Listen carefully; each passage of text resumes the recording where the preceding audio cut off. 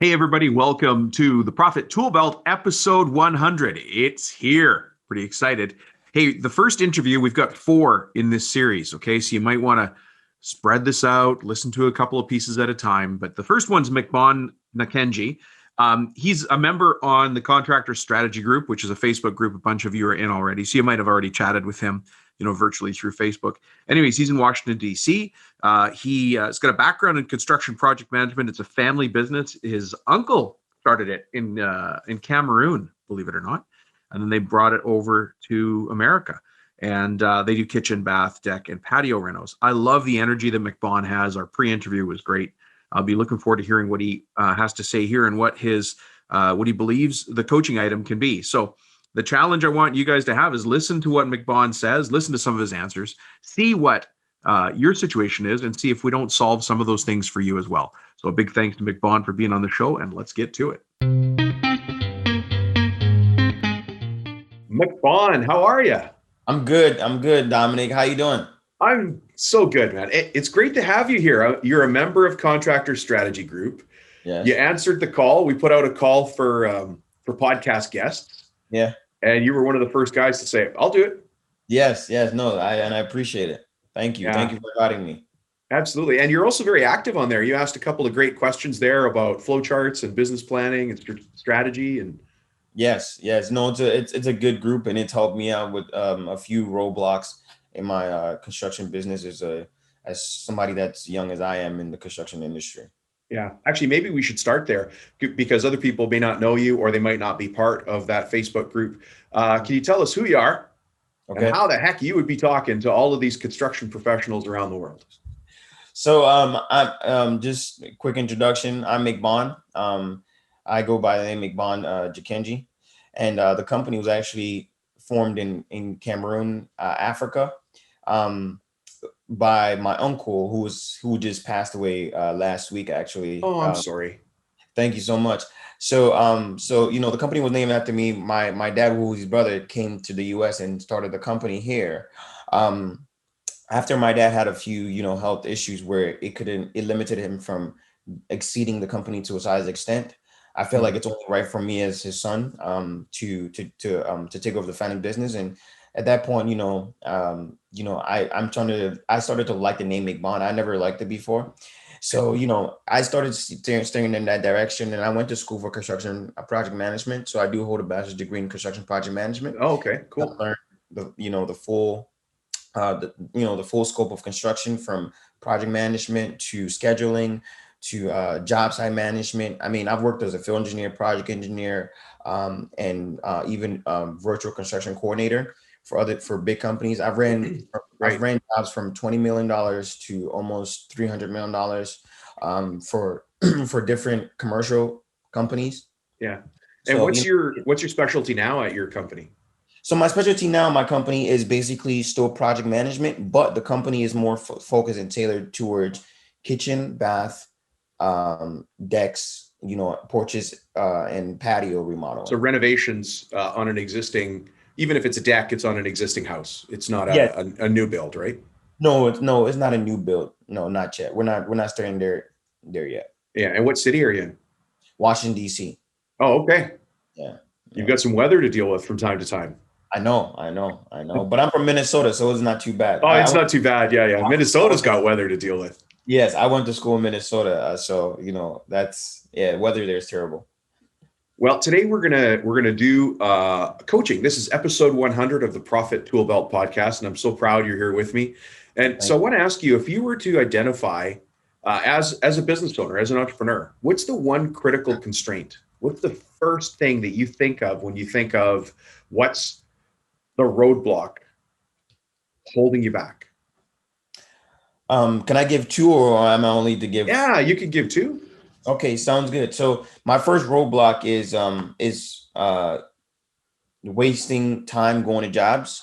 I developed.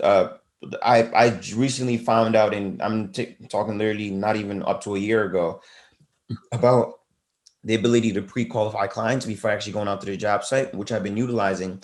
But it seems like the strategy only gets better the more I fail, and the more I do, the more I drive to the job site and then waste my time with clients, the more I find out new strategies to build on. Just to clarify, you said you're only getting better the more you fail. Like you're realizing, oh my goodness, oh gosh, nobody showed up, or there's only one decision maker, and Correct. learning through frustration. Exactly. And which is not the best way. And that's why, mentors are very important, because they've already kind of passed through that, and they can actually tailor you towards the right direction. My second problem is just getting new jobs at a constant basis. Right now, we currently advertise on Angie's List and House. I was trying to deviate through like Google, and I've tried Facebook, but I've burned some money there. And just like I know many other contractors as well, because I've had that complaint a few times in the group chat, where I've not got a solid answer for it yet. So these are the two things that I'm really having issues with. Of that to eliminate that. Let me, if you don't mind, I'm going to use business coach talk now, if that's okay. No problem. So you've identified two issues, and those are very common issues, by the way. Thank you for putting those on the table. But you're probably going to recognize there's a simple formula for calculating how many customers we get in our business, or how many customers we can get in our business. Okay. There's three formulas that talk about the success of business. And the first part of the formula, the first part of these three formulas, is simply leads times conversion rate equals our number of customers.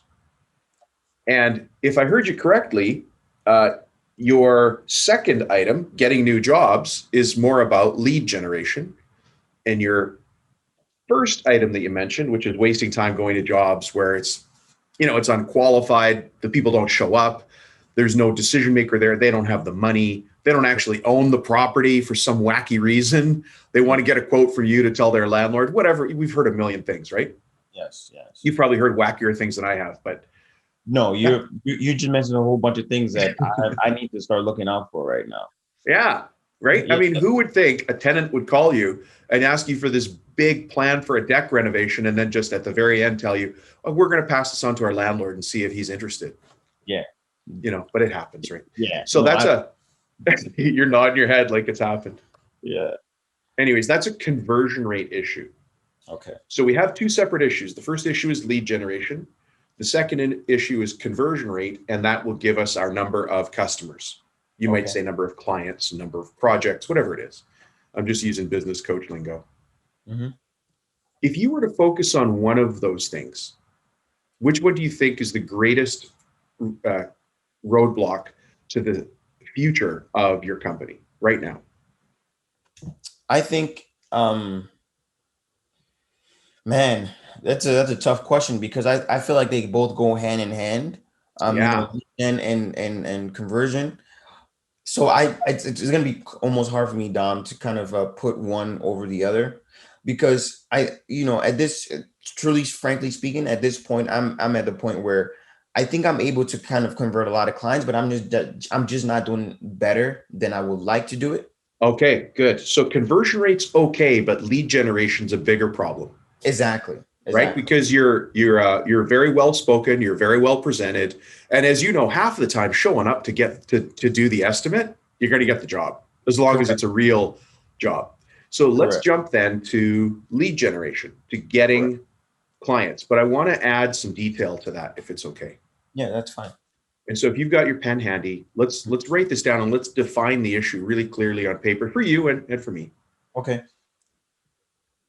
You mentioned that one of the critical constraints for the business was getting new jobs consistently. Correct. Can I ask you, do you want to get better jobs, bigger jobs, or a certain type of job more? Like if you could tell me your perfect job that you guys want to do, like cookie cutter, one a week, what would that be? Bathrooms. I love bathrooms. And that's where you make your money?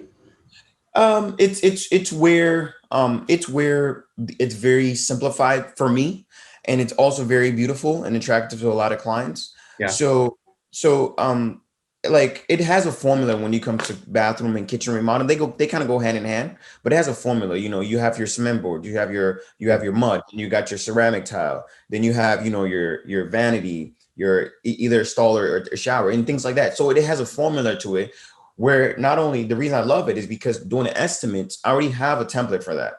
And I created a template through Excel. So it's easier for me to when I get a bathroom or kitchen job, it literally takes me like 10, 15 minutes I don't care how big the job is. it takes me literally 10 to 15 minutes to get everything, cranked out. Okay. Where when it comes to these other jobs where, when let me say just general remodeling jobs, you kind of have to have the technical expertise, which my dad has. And at some point, he's going to retire and not be working for the business anymore. Yeah. I have to take over it. So I have to look at what's favor to me and what I know best. And I think kitchen, bathroom, decks, all these things have a formula to it. Whereas the other things, anything apart from that has sort of this complicated technicalities where if you haven't been in the industry for long enough, it's going to be hard for you to kind of catch on to it. Yeah. So would it be fair to say then, and I'm asking you because I don't know if this is the right answer, are you trying to stay away from jobs where engineering is required and you're trying to do stuff that is a little more straightforward? No, not necessarily, because on some jobs, like on a lot of jobs, you need engineering.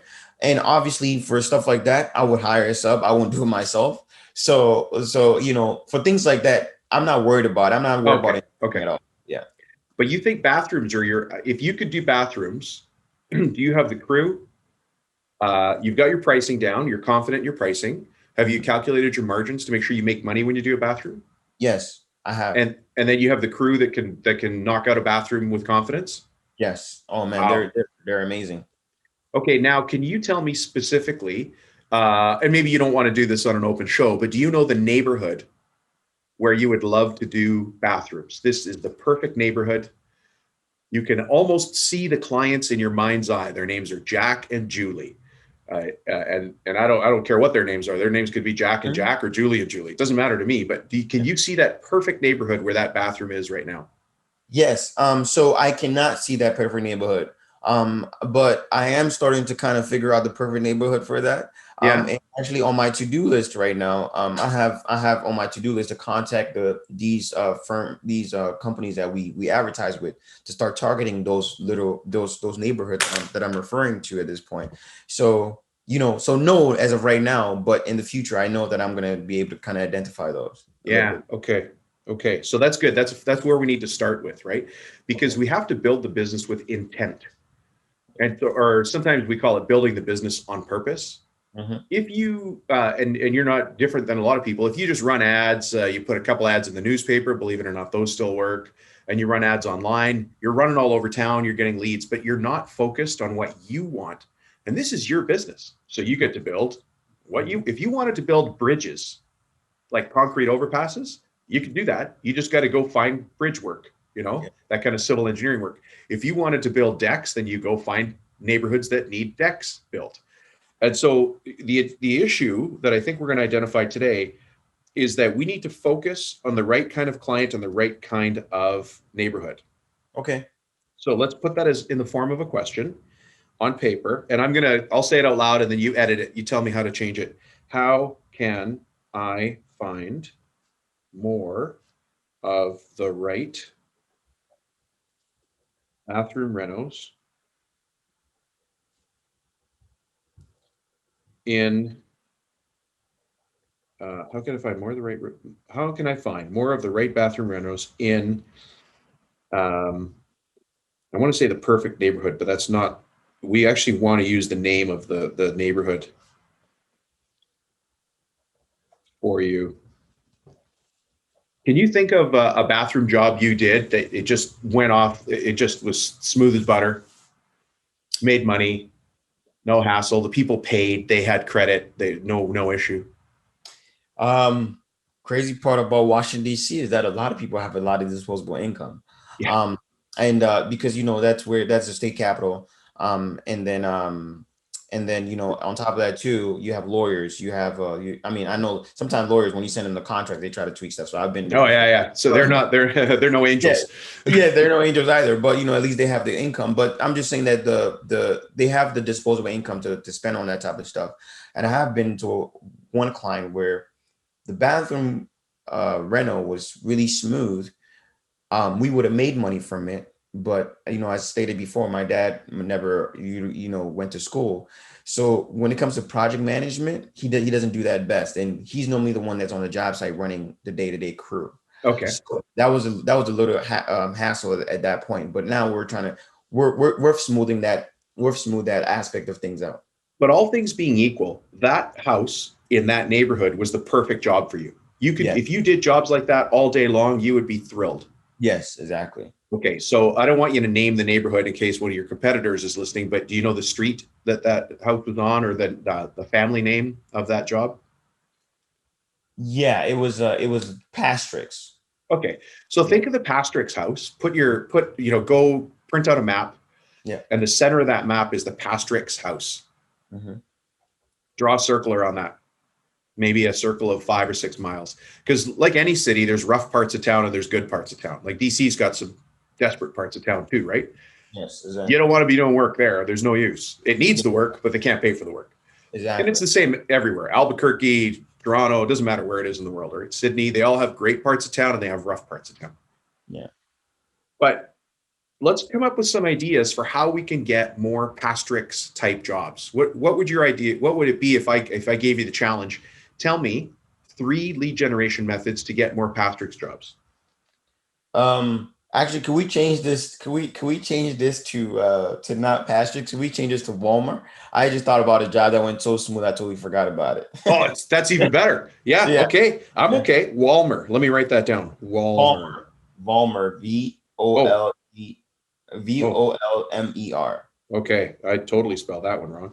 Okay. Volmer. So what are 3 ways that you could find the Volmer? Actually, let's do this. Let's back up for a second. Tell me about the Volmer family, but I want to know it like from as if if I was looking at a picture of them, what would I see? Tell me about them. So the Volmers they are a loving family. That's number one. Okay.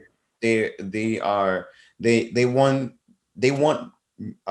more in life as far as the things that they have. I feel Uh-huh. like they had elevated on some levels of their life, whether it's through their jobs and things like that, Yeah. and they're just starting to now increase the valuable things that they have. So their house, they wanted to upgrade it and things like that. They want to upgrade. What kind of cars do they drive?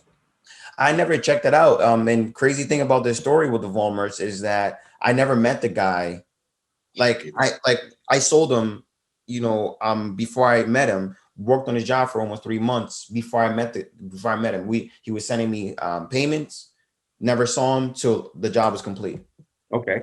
So So what about his neighborhood? Is it a house with a driveway? Is it is it got a stone roof? Is it got shingles? Like tell me economically where they sit. Are they wealthy? Are they middle class? Are they trying to? they're I would say they're middle class with a lot of disposable income. And the reason I say that is because they live in a neighborhood where there's not a lot to flourish on. For example, they share a curb parking, and I don't even think they have a garage, Oh, but because they don't have a lot of maintenance things a lot of places to put their money when it comes to their house, the only place they can put it is inside. You oh, understand I what I'm saying? see. Yeah, yeah, So they don't have to pay for landscaping. They don't have to pay for concrete garage yeah, pad yeah, and yeah. things like that. So the only place they can focus on is literally inside their house, Is inside the house. Okay. and which is where I would love to be inside the house. So Okay. I So hope this that. is not a house with a yard. It doesn't have a lawn, maybe just a couple of shrubs or something out front, but is it a brownstone? Like a brick building? Yes, it's a brick building, and it's I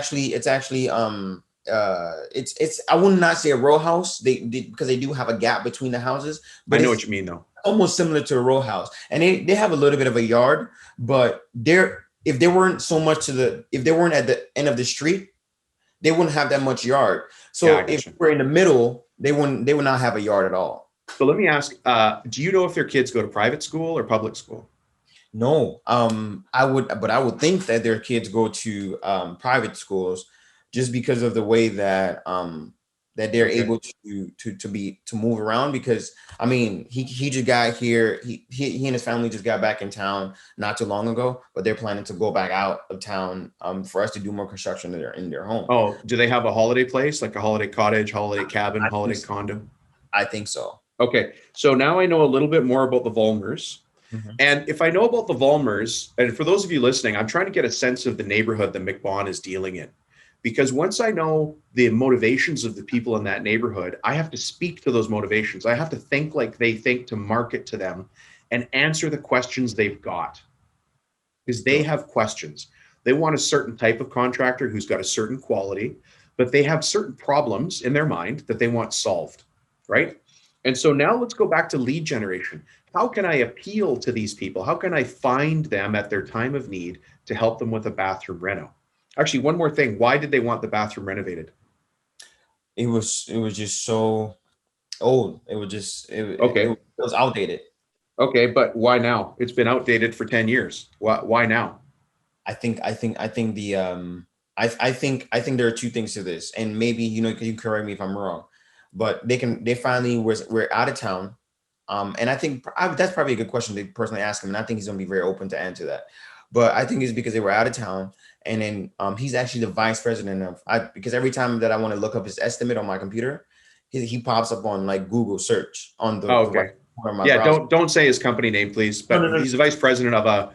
Yes, of some no, and I don't even know the company name, but Okay. he pops up as a vice president of some company, but it tells me that he's been kind of how do you call it when you go up on the job? Upwardly mobile. He's climbing the ladder. He's been promoted. Yeah, he's been promoted. Yeah, Okay. yeah, that's not that's the word I'm looking for. He's been Okay. promoted. He just has more income now to spend it on different things. I'm going to jump a little bit. And for those of you listening, McBon just outlined something and I kind of hammered it a bit, but I wonder if you caught it. Why do you need that bathroom renovated now? And when they say it's outdated, that's not a good enough answer. It's been outdated for a year, for 5 years, for 10 years. Mr. and Mrs. Volmer, I'm sorry, your house was built in the 60s and the 70s. It's been outdated since 1980. Correct. So can you tell me why now is the time? That's your qualifying question, McBon. And for those of you listening, when we understand their why? Because what I want to hear is something like, my mother-in-law is coming to visit, or somebody in the house is now in a wheelchair and we need to have special access, or I think that rotten bathroom is why we have mice. Like, I want to understand their why. And McBon, this goes back to your qualifying question. Mm-hmm. Which is actually your first one. I know we're talking about getting new jobs, but I have to jump to this for you. When somebody says, "Yeah, come on out, give us a bathroom estimate," why? Everybody's got a bathroom. Sorry, why is yours have to be renovated now? Okay. Oh, it's outdated. Okay, if you don't mind me asking, it's been outdated for a long time, right? Ha ha ha. Yeah. So why now? Because it's still functional, right? The toilet still flushes, the sink still works. Yeah. So why now? And they'll say, "Okay, listen. My wife has been harping at me forever. I just got a promotion. Now's the time to do it. We're going to be out of town, or we're locked in the house, or we can't get in, whatever it is." Yeah. But find out their why. Okay. I jumped, but I'm going to jump back. Okay. So now let's think about if you had to market and find another Volmer family, how would you market to find them? What would your strategy be in the company? Man, if I knew that answer, we wouldn't be on this call right now. Oh no, we'll be there. That's why we're on the call. You're gonna have it in about 3 minutes, bud. Oh man, I would probably pinpoint on some of these things that we talked about. But yeah. I would more focus on what their pain point is. For example, do you have an outdated bathroom that needs remodeling? Please contact Bank of America. Do you did your grandma just Yeah, but that's the message. Yes. That's the message. I'd like you to write this down in your book, and we're going to do it as an inverted triangle. So where the top is wider and the bottom is narrower. Mm-hmm. Marketing always follows this path. At the very top, it's target. Okay. So that's the wide part at the top of the triangle, right? Mm-hmm. Like a funnel, if you know what I mean. Mm-hmm. Underneath that, write the word offer. Okay. And underneath that, write the word copy. And then draw a little triangle, inverted triangle there, right? So we've got target, we've got offer, and we've got copy. And McBon, there you go, boom. For those of you who are listening as an audio, we're on a video as well. You can see it on YouTube. McBon just flashed up his sketch, his yellow legal sketch pad, the sketch pad of every contractor in the world. So if you don't mind me saying this, McBon, you just went immediately to copy, to what the ad's going to say. Yes. It doesn't matter unless we have the right target, Correct. right? Because you can go to the desperate part of town and do an ad and say, hey, do you have a bathroom problem that we can fix? They'll go, yeah, we got a bathroom problem you can fix. Come on in. I'm going to steal all your tools the second you turn around, right? Every city's got a desperate part of town. Yes. So target trumps everything. Target comes first. Okay. Then comes the offer, which we'll get to, and then comes the copy. Believe it or not, what you actually say is less important than having the right target. So now let's think about targeting your ideal client in the Balmer area. And I'd like you to write down this word. It's called farming. Like, just like you think, big sun hat sitting out in the sun with rows of and then with a corn corncob pipe. Yes, exactly. Yeah. So one of the things that you can do, and there's many strategies here, but one of them is farming. Okay, so we could talk about the sexy online stuff, but all of that is a lead generation method. It's going to do the same thing. They're going to target that geographic area or that economic area or some of these defining factors we've talked about here. But if you want high impact, sticky marketing, it's called guerrilla marketing. Not gorilla like the zoo, guerilla like the Spanish freedom fighter. Like the glue? Gorilla, not gorilla, but it's called guerrilla, Geuril, like guerrilla, like the freedom fighters from South America, that kind of thing. There's books on guerrilla marketing. I'd like you to think back to some junk mail you get at your house. Yeah. Do you get from local real estate agents just listed and then a just sold postcard every week? No, I don't. No. Okay. So one of the things that realtors do is they farm an area. They'll choose an area, and let's say it's called West Side, or let's say, it's Aurora, whatever your neighborhood's called, doesn't matter. And a realtor will choose that they want to help people buy and sell houses in that area. So they just flood it with marketing. They say, oh, we just listed this house. We just sold that house. And they're always in front of you, reminding you that they're the best realtor in the area. They're the best realtor in the world in their mind. Well, we want to use that strategy too. So how do we market locally in a way that people see us and think, well, the only people we need to talk to, if it's bathroom renovation time, is McBon? Man, you're asking me some good questions, right? It's just more of, I don't have answers to those questions. You will. You will. Let's go through a couple of these, okay? All right. So one of them is local signage. Okay. And you might laugh and say, well, that was easy, Dom. You didn't change the world there. But if you're not doing it, you're in trouble, right? I created one, but where do I put it? That's my question for you. What's that? Say again. I created one, right? I created a local signage where when we start a job, we just put it at the front of the property. Okay. But I want to know how you would utilize a local signage. So there's a couple ways to utilize local signage. I don't know if is it total concrete in front of their house, or is there somewhere to stick in a sign? Yes, there is somewhere to stick in a sign. Okay. Like grass, there's typically grass area. Okay. So one of the things you can do is make your sign so that it says, remember, target, offer, copy, right? So target is, we want somebody who needs a bathroom. Okay. Want a beautiful bathroom? Now the offer is, call McBon America. Yeah. Sorry, what's the company called, McBon? Bond Group America. Bond Group. Call Bond Group America. And then the copy is, here's the phone number. Underneath that, somewhere say, we love this neighborhood. Please help us keep it clean. Take a doggy bag. Now, watch what happens. You know those wire, it looks like the shape of a letter H. It's a wire thing, and you stick the Coroplast sign on top of it. Mm-hmm. And you guys are all in construction. Everybody listening here is in construction. But you take one of those doggy bags you can buy at the dollar store. You know, when people go and pick up their dog poop, that doggy bag has a roll in the middle, like toilet paper. Mm-hmm. So you put a roll of that there, attach it to the sign, and make your sign say, we love this neighborhood, help us keep it clean. What's going to happen is people walk up and they're going to go, I'll take a doggy bag. Oh, why don't I take a picture of this sign? Oh, these guys are doing bathroom renos? How come we can't do bathroom renos, honey? They're walking their dog. They're with their husband or their wife. They finally have some quiet time. You get a phone call. I'm not changing the world. This is only one strategy. You got to be seen as the only option in town. That's number one.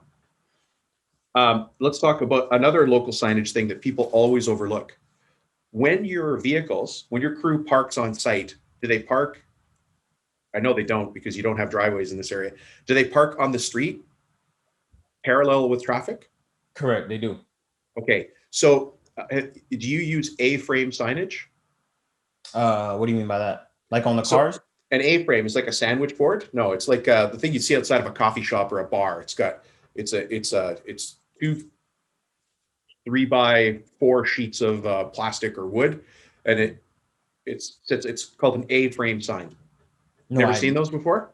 no, I don't even, I don't know what you're talking about. As soon as you Google it, you'll see it. Don't worry, you'll find it. But what you do on that sign is, if your truck is parked parallel parked on the street, you want to have one sign at the front and one sign at the back, and you want to think about this being a caution men at work sign.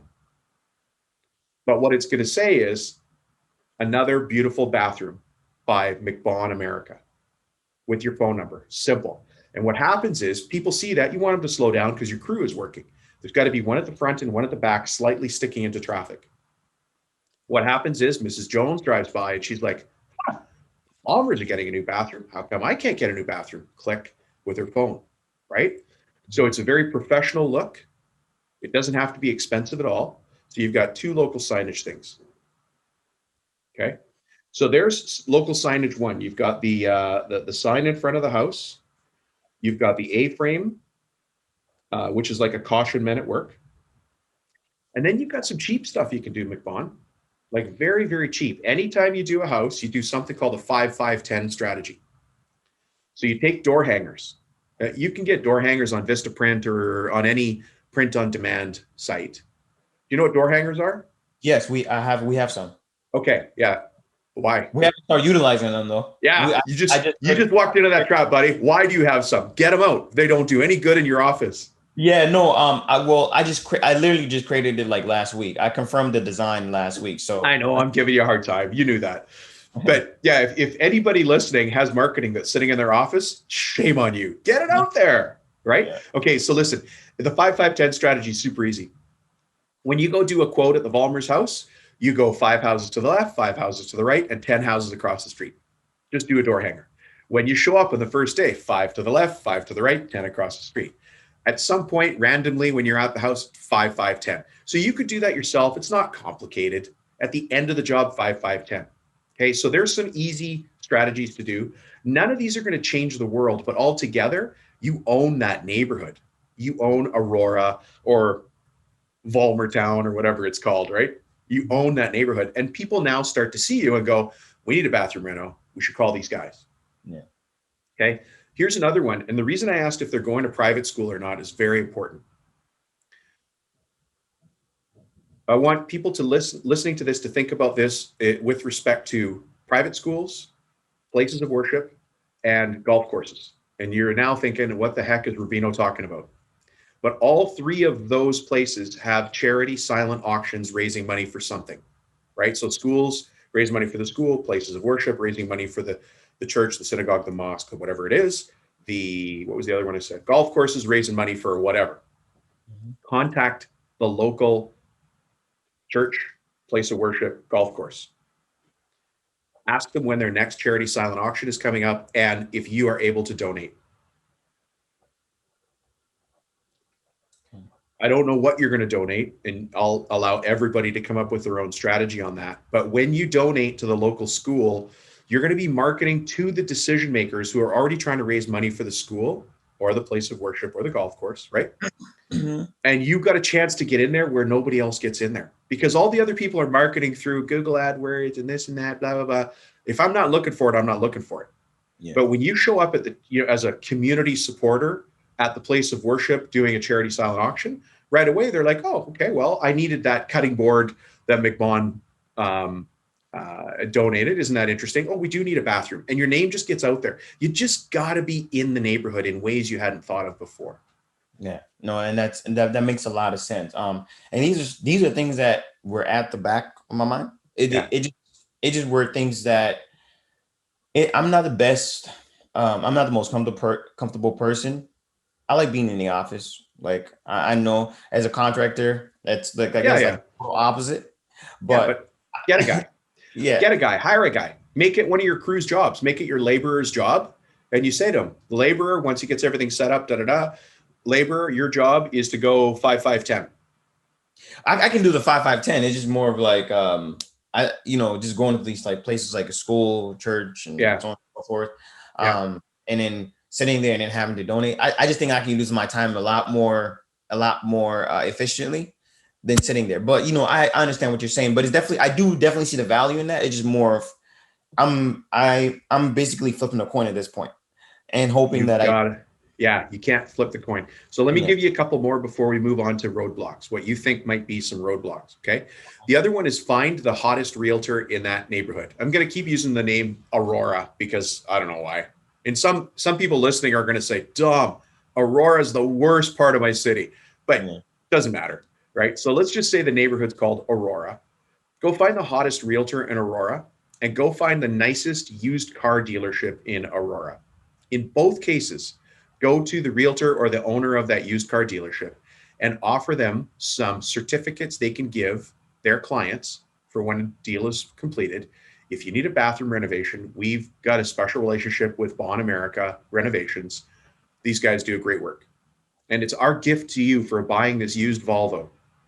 It's our gift to you for listing your house with us for sale. It's our gift to you for helping me helping buy your property. And so now when you've got that perfect realtor, But at that point, what are they getting from you? I don't mean to cut you out, but at that point, what's who getting?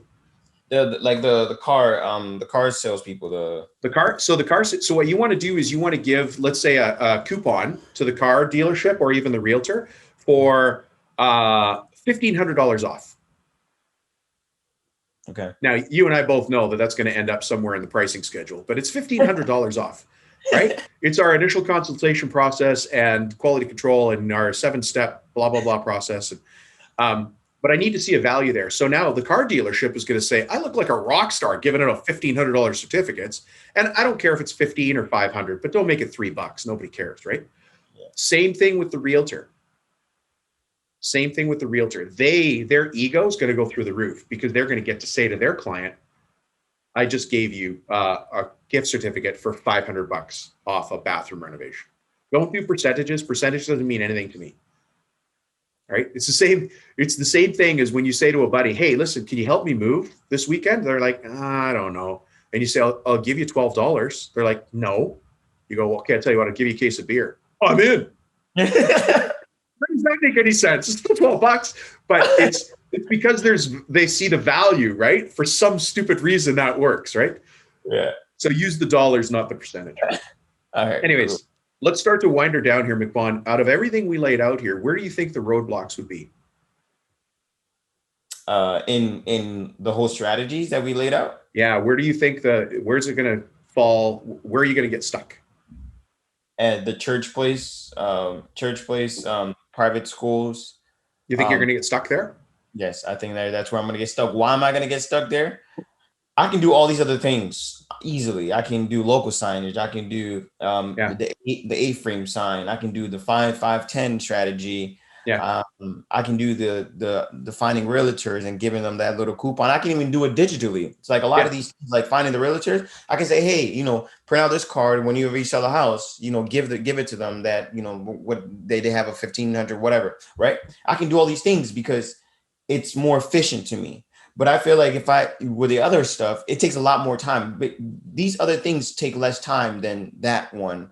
Okay. And also, the reason I may not be too comfortable because I'm going in somewhere that they're trying to raise money, and then I'm trying to sell my own stuff as well. I don't know how. Oh, you're not. Yeah, sorry, you're not. You're not selling your own stuff. You're going to donate.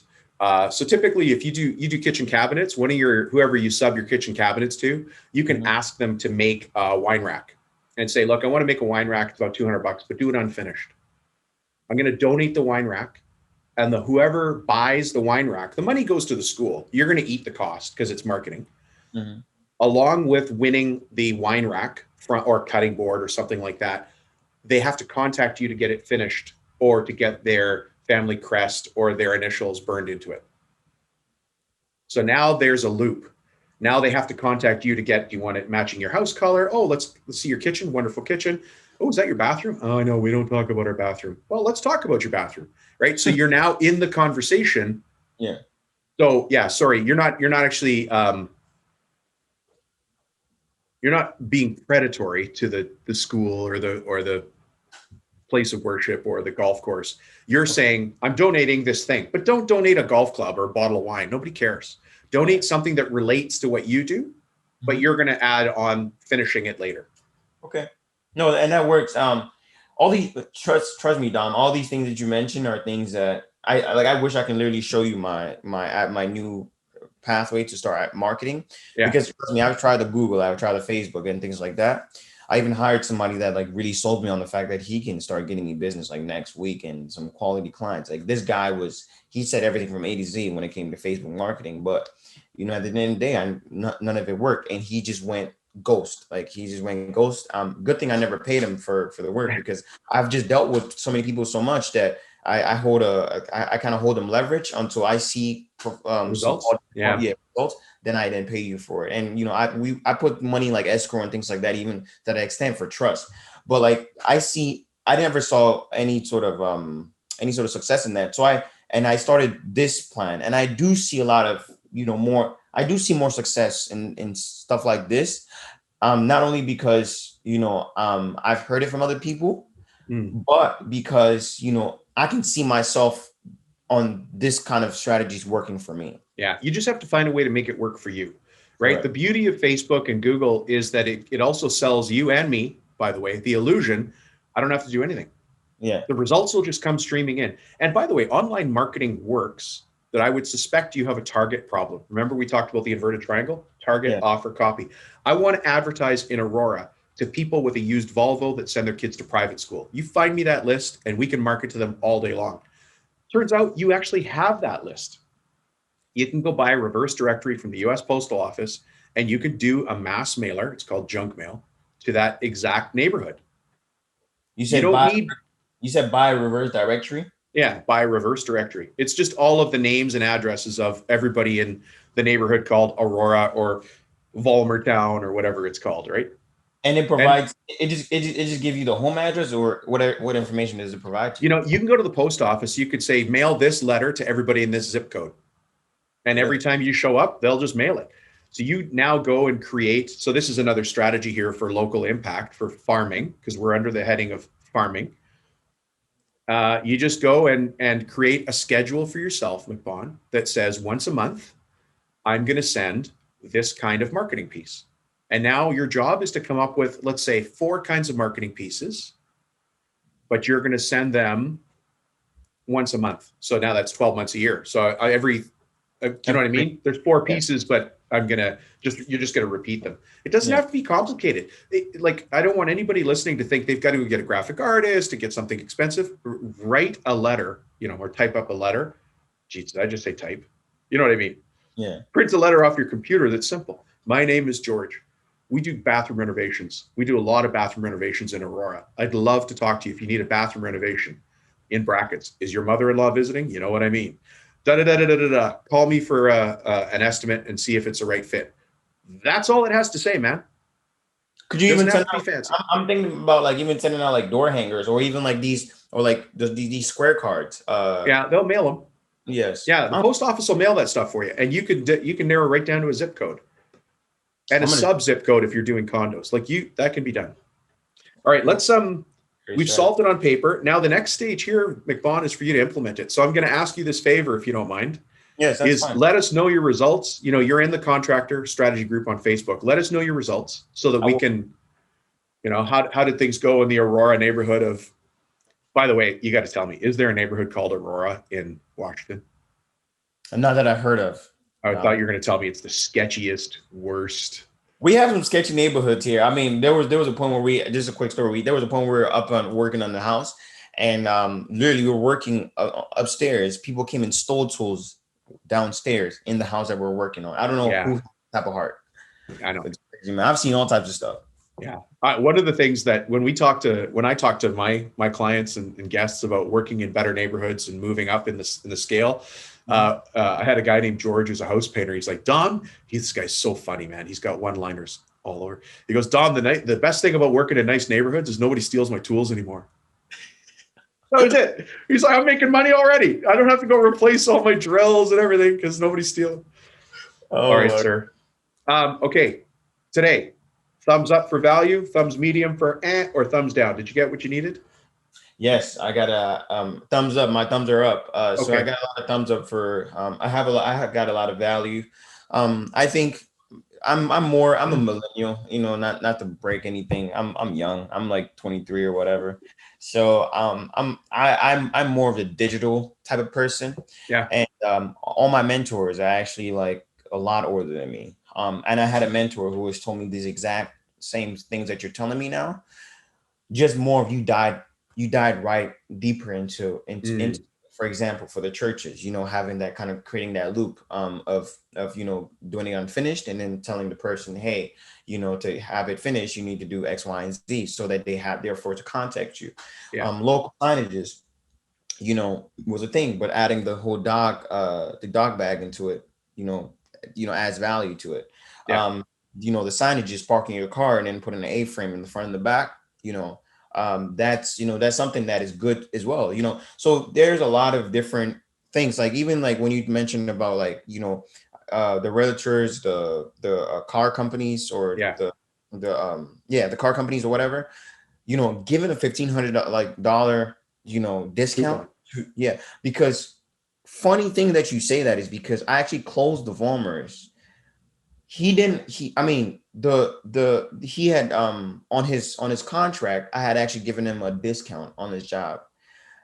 Crazy enough, and it was 1,500. I don't know how that's crazy. I don't. I just think that that's scary. But anyways, I gave him $1,500 on the entire job that we did. It was 3 bathrooms.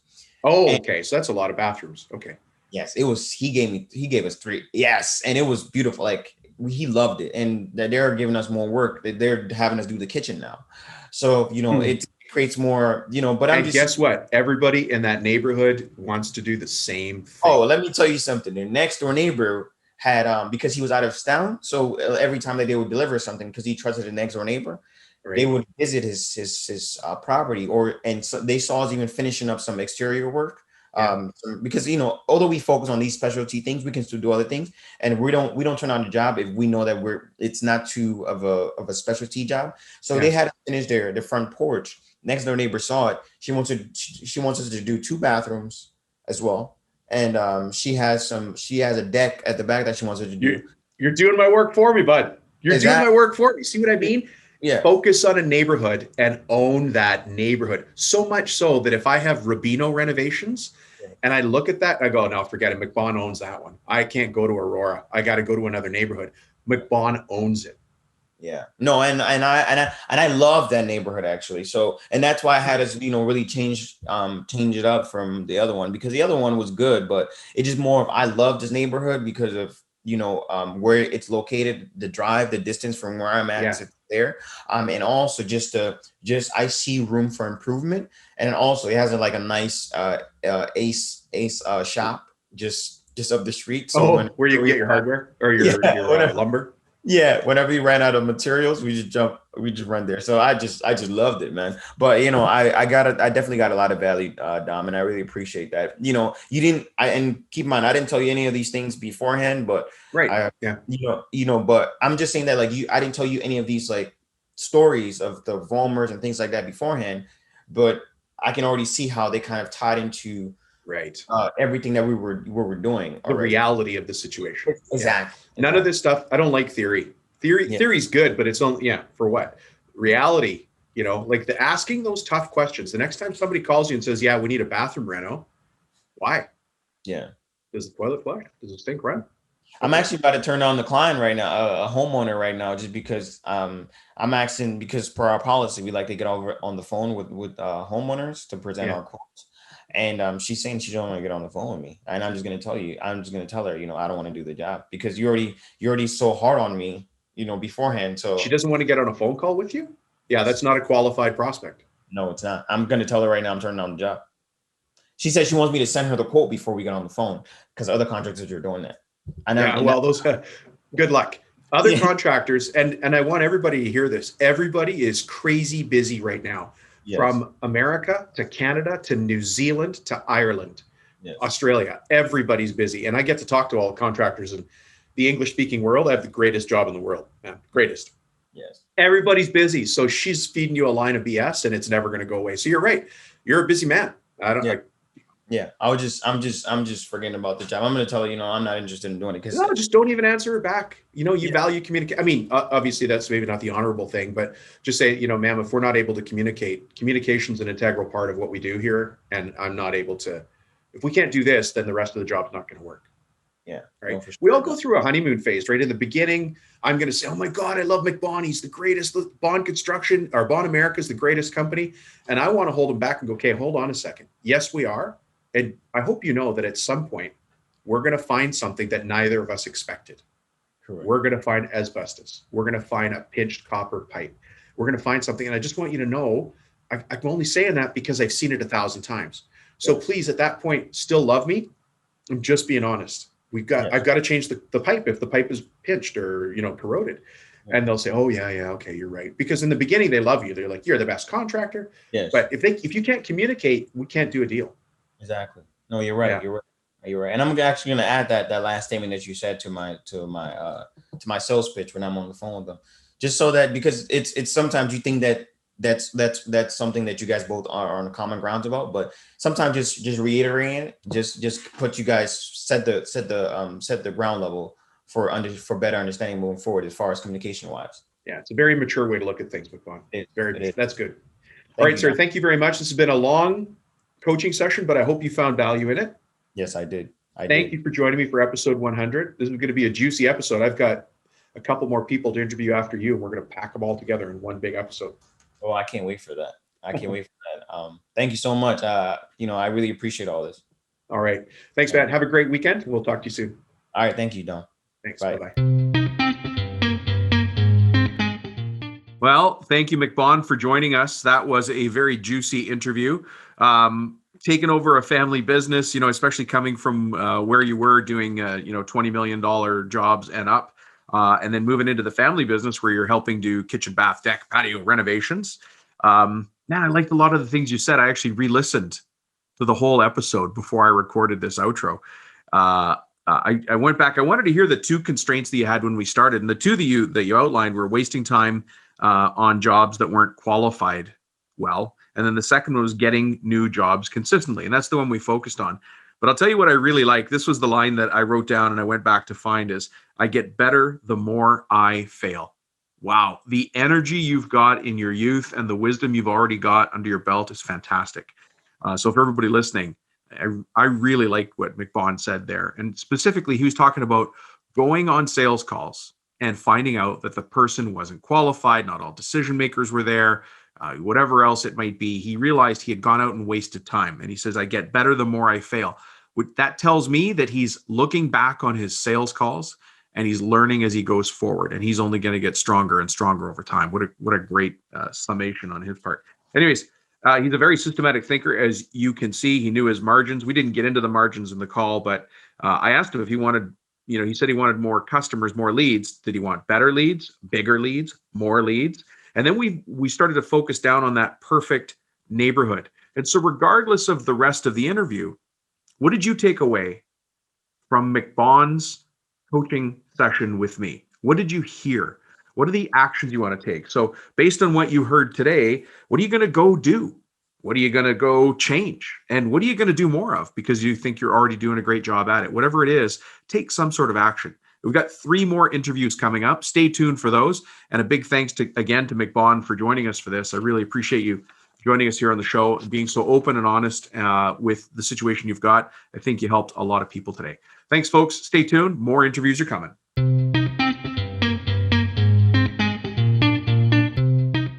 Okay, for our next interview, we're going to be interviewing Brian Steinhardt out of Australia. Now, Brian actually applied to do episode 100 on the other show that I host. The other show I host is called Cabinet Maker Profit System.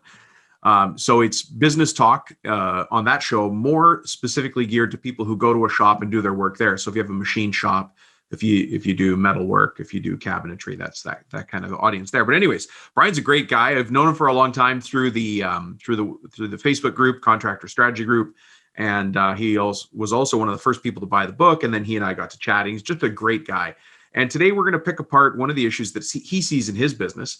And we're going to do that here as a live episode and see what we can come up with. So stay tuned, listen with both ears, And let's find out from Brian Steinhardt what's going on in his business and how we can apply that to ours. Mr. Brian Steinhardt, how are you? Yeah, doing great, Tom. Great to be on the line with you. This is, really been a big fan of listening to the podcast and really excited to be here. Yeah, thank you. Well, this is episode 100 of Profit Tool Belt. You had actually contacted me when we did episode 100 of the Cabinet Maker Show. So I'm glad to have you on here because you had applied too late there, but you got on top of this one fast. Yep, that's it. I saw it pop up again and I was like, I'm getting on this. Yeah, Not going to let this one go by. And yeah, here we are. Here we are. Yeah, Yep. Fantastic. Brian, other people don't know who you are, though. They can hear, they know something's wrong with your voice. Come on, man. What an impolite way for me to say that, right? That's horrible. That's horrible. Brian, who the heck are you? And what do you do when talking to a group of construction professionals all around the world? And where are you?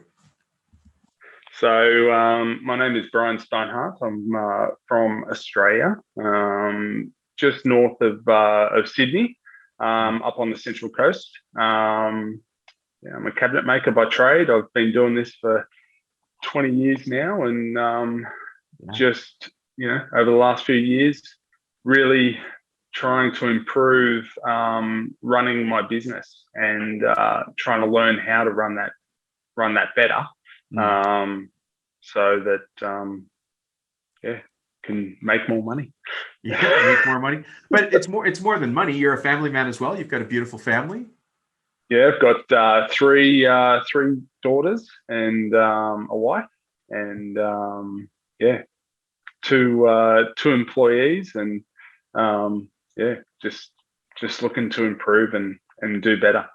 Yeah, well, I think we're all students. I mean, the first part is it's humbling and honorable to say I'm a student before I can be anything else, because we have to be open to learning. Me, you, absolutely. Everybody, right?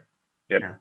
Yeah, absolutely. I mean, I enjoy learning stuff every day, and I learn within my own trade every day. Always trying to improve on what I do and do better for my customer, and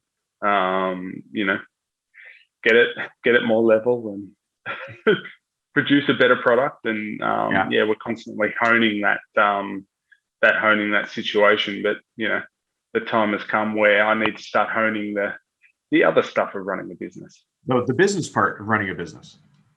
Yeah, that's it. Learning that and trying to master that and become better. Yeah. Well, I'm glad you're doing it. And I think all of us and everybody listening, if somebody's listening to this show, it's because they're already curious. They're already open.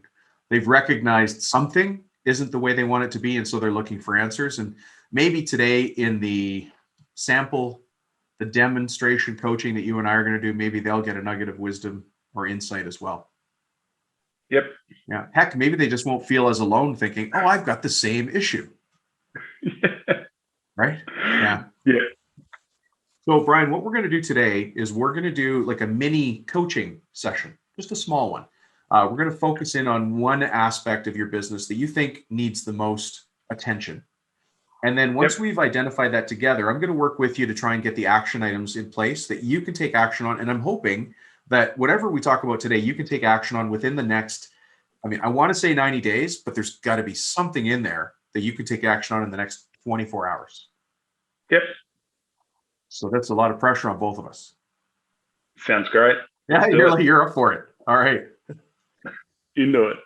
So let's imagine now that we're looking down on the company Steinhardt Incorporated. Where do you feel the constraints or the bottlenecks are? What should we be talking about here today for the most value for you? Yeah. Okay. So, my thought is around my marketing. So I predominantly install kitchens for other companies. Okay. And I want to do more of my own work. Okay. But the challenge that I see is that doing or advertising around doing more of my own work will tread on the toes of the people around me that feed me. So you don't want to bite. you don't want to bite the hand that you feel feeds you. Correct. Because I guess we're in the same market. I guess we do the same thing. Well, I want to do the same thing as what they do. Yeah. To be, I guess, providing that the design and manufacture of the kitchens. So that's, and do you think that's the main issue? Is it a marketing issue, or is it? Yeah, I think people don't know that I exist. Well, they don't. Yeah. And may I ask, and this is going to be Dom getting all business coachy on you. Yep. You've presented me with a marketing situation, a marketing question. But what I heard in there is that, and it's an honorable thing for you to say, is I've got this person I respect in the market. I don't want to tread on their toes. And by the way, that person also feeds me business, and puts food on the table. Yep. May I ask though, if there's two issues at play here? One is a marketing issue because people don't know me. We can get through that, no problem. There's lots of tools for that.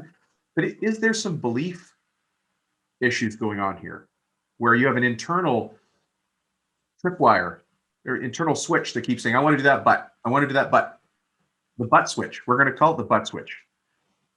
Yeah, it's in your mind. I mean, yeah.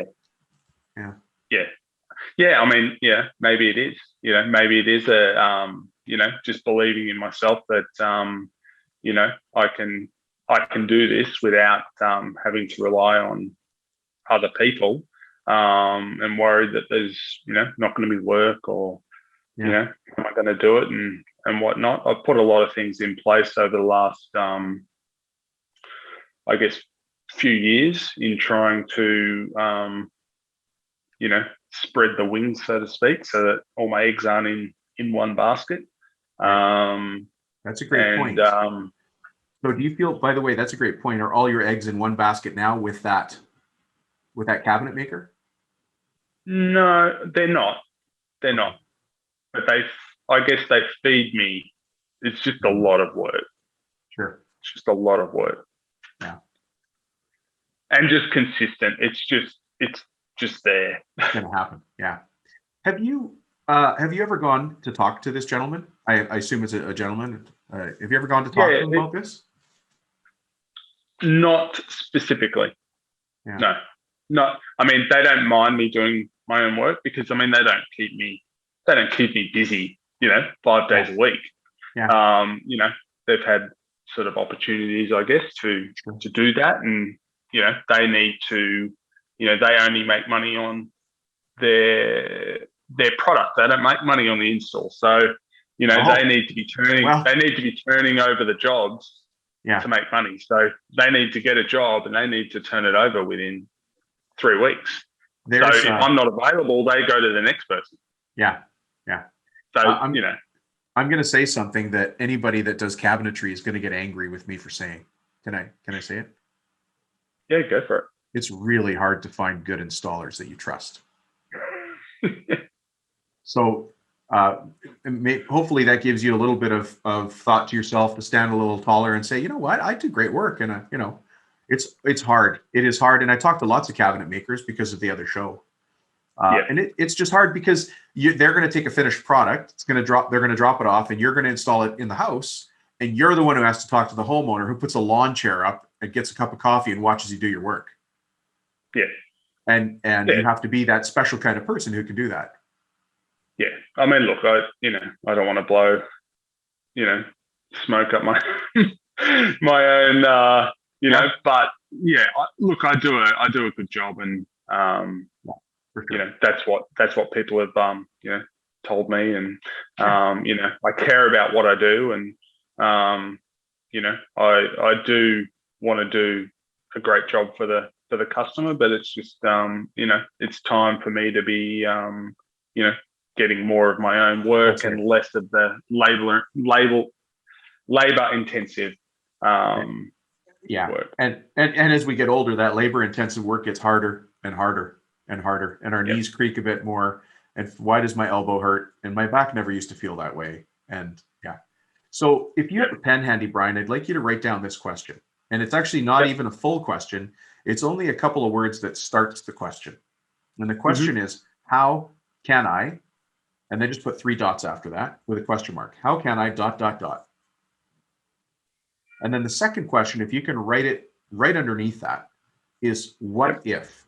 Now I wonder, so those are 2 very important questions, and those are what we call entrepreneurial questions. I don't want to use fancy words here, but an entrepreneur is somebody who creates a business and runs it. So everybody listening here, whether you like it or not, whether you're comfortable with the word or not, you're an entrepreneur. You're going and creating opportunity, you're hiring people, you're getting new jobs, you're generating an economy around yourself. That's an entrepreneur. Fancy word or not, business owner, contractor, whatever. You're an entrepreneur. Yep. But an entrepreneur sees the world in a very specific way, and that's a problem and it's an opportunity. Which one do you want to hear about first? The problem, the hard part, or the good part? Oh, let's dig into the hard part. Why not? Yeah.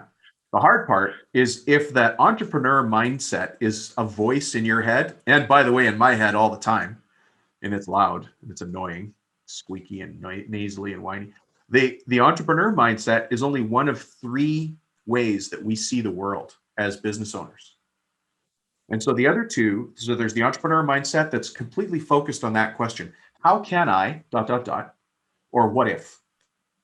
The other mindset that's pulling at us, and I'll bet you recognize this right away, is the mindset of the manager. Managing the job, project managing. And the manager mindset, the way that we look at the world as managers, is how long did it take? How much did it cost? How long is this install going to be? How many injury-free days did we have on site? Those are management type things, very accountant-based, very measurement-based. Yep. That's 2 of the guys talking in my head and in your head. The third one is the technician. The technician is the guy with the tools.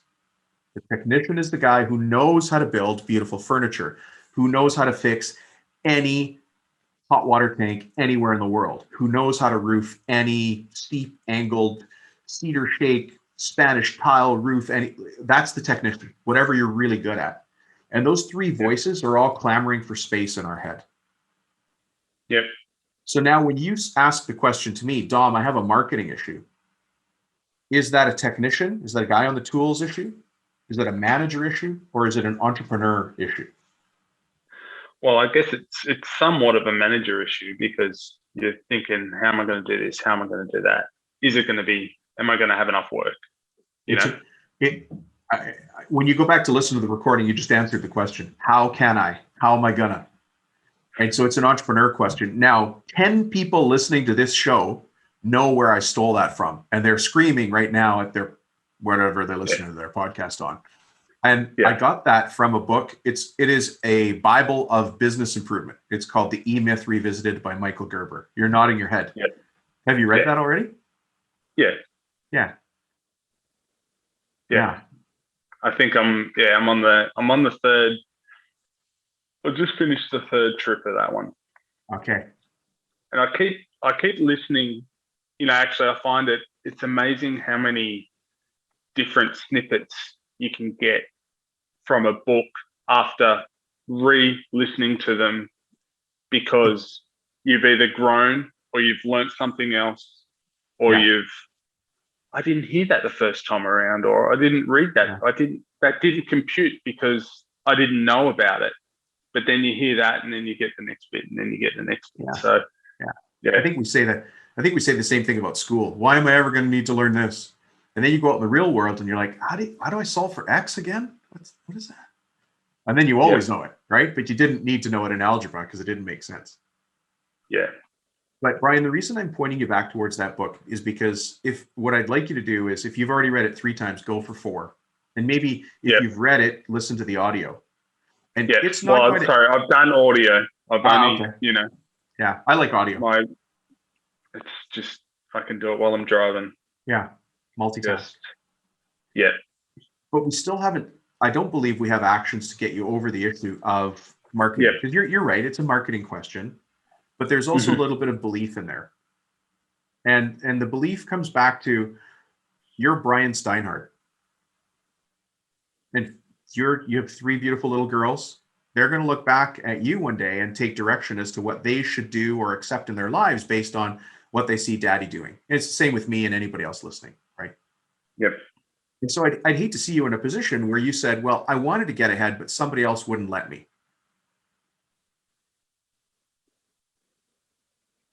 Yep. Because that other guy doesn't want to hold you back. You just haven't gone to move yourself forward. Yeah. Is that fair? Yep. And I say that with all the love in my heart, man. You and I have spoken a bunch of times. You know, I'm being respectful in this, right? Yeah. Absolutely. Yeah. So now let's ask the entrepreneur question, and let's write this down. So can you please complete the sentence in on your own book? If you were to rephrase that marketing issue as a how can I question, how would you rephrase that? I don't know. I just get, get to certain things, and I just, when I don't know about stuff, I just sort of freeze and just can't. Yeah. And then I just go back to doing what I know I can do. But you're taking those you're taking those first steps. You're going in the right direction. You're facing forward is what I call it. Yeah. Can I pose a question? And I'm going to put this on the table for you to disagree with, or to start with, or to modify. But here's what I wrote in my book. How can I market without stepping on toes? Mm-hmm. Would that be, if we put together an action list and tried to work at solving that question today, would that be a valuable coaching meeting? Absolutely. That would be absolutely incredible. Oh, cool. Well, let's do that. Let's settle on that one. Okay. So, and when I don't say settle, because I mean, like, let's land on that one. Yeah. So how can I market without stepping on toes? Yep. So marketing always exists inside an inverted triangle. And so if you could sketch an inverted, it doesn't have to be very big, but sketch an inverted triangle on your page. At the top, or the widest part of that triangle, I'd like you to put the word target. At the top? Yeah, at the top. We're going to put 3 words in here. So just the first word is target. Yep. And now in the middle, if you will, I'd like you to write the word offer. And so now you've occupied 2/3 of that triangle. And on the bottom of the triangle, so the pointy edge, is the word copy, COPY. Now I stole this. This is not a Dom thing. I stole it. You didn't invent it just now? Nah, sorry, man. And you know what's killing me is I forgot who I stole it from. I think it's Alan Reese and Jack Trout tested advertising methods, I believe. I'll have to, I apologize if I've got the wrong academic reference, but this is not a Dom thing. This is a marketing thing. And the reason I tell you that is because it's not just Dominic saying it. This is how marketing campaigns are put together. Because our job now is to answer this question, right? How can I market without stepping on toes? Well, the first thing we have to focus on is the target. But the thing everybody wants to focus on, the sexy part, the fun part, is the copy. The ad's going to say this, and I'm going to have a picture of a person doing this, and I want to have these colors. No, that's all copy. That's all what's on the page. Totally and 100% irrelevant. And irrelevant is defined as doesn't effing matter until we get the target right. And so now we're gonna put a string between this question of who's the right target and this question, how can I market without stepping on toes to the right target? Yeah. So that'll be my first question to you. Who do you want as clients in, what's the name of your town, by the way, that you want to? We're in, the suburb is Woongarra, so it's up on the central coast of New South Wales. Woongarra. Okay. Woongarra and SW. Perfect. So who's the perfect target for you for the kind of cabinetry you build in Woongarra? Can you define that family? Well, at the moment, it's anyone and everyone. Yeah. I'm gonna sip my coffee and let you answer that again. Who's your perfect target? Look, I think it's going to be families. Okay. I guess it's people that have their sort of mid 40s, 50s, where their kids are getting older, maybe moving out, and they're looking to Okay, so it's a remodel, a renovation. It's not a new build. Renovation. It's not a new build. Yeah. Okay, good. So it's a renovation. How old is their home? I guess we go, maybe 20 years, 20 to 30 years, so that they're looking to, re-spruce up their space. I want to say this respectfully, but we all have these neighborhoods in our cities. Is it a desperate neighborhood or is it an affluent neighborhood? Look,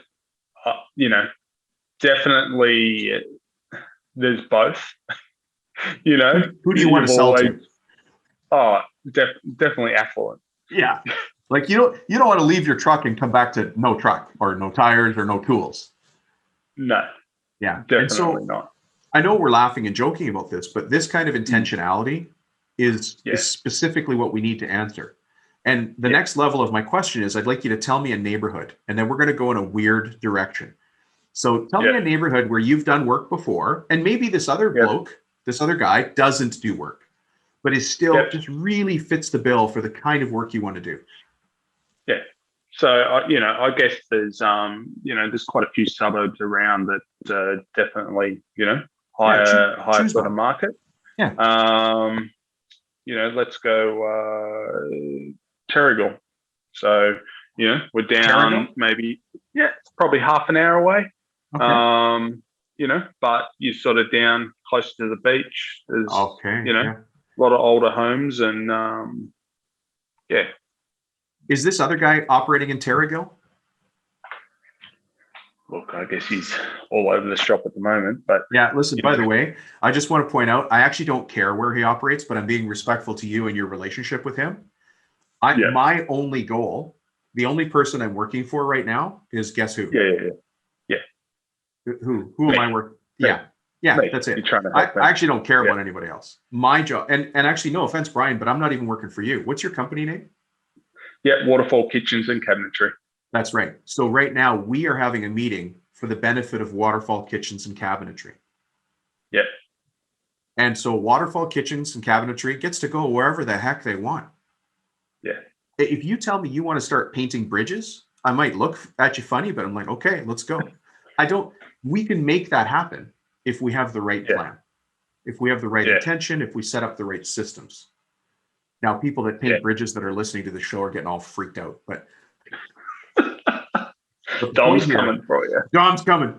But the point here is once we've identified the target, very clearly identified the target, then we're going to come up with the offer, and then we're going to figure out what we need to say. What's the copy, right?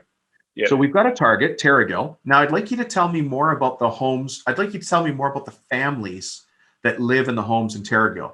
Are they, you've already said they're 40 years old, but do their kids go to private school? Have the kids moved out? Tell me more about that.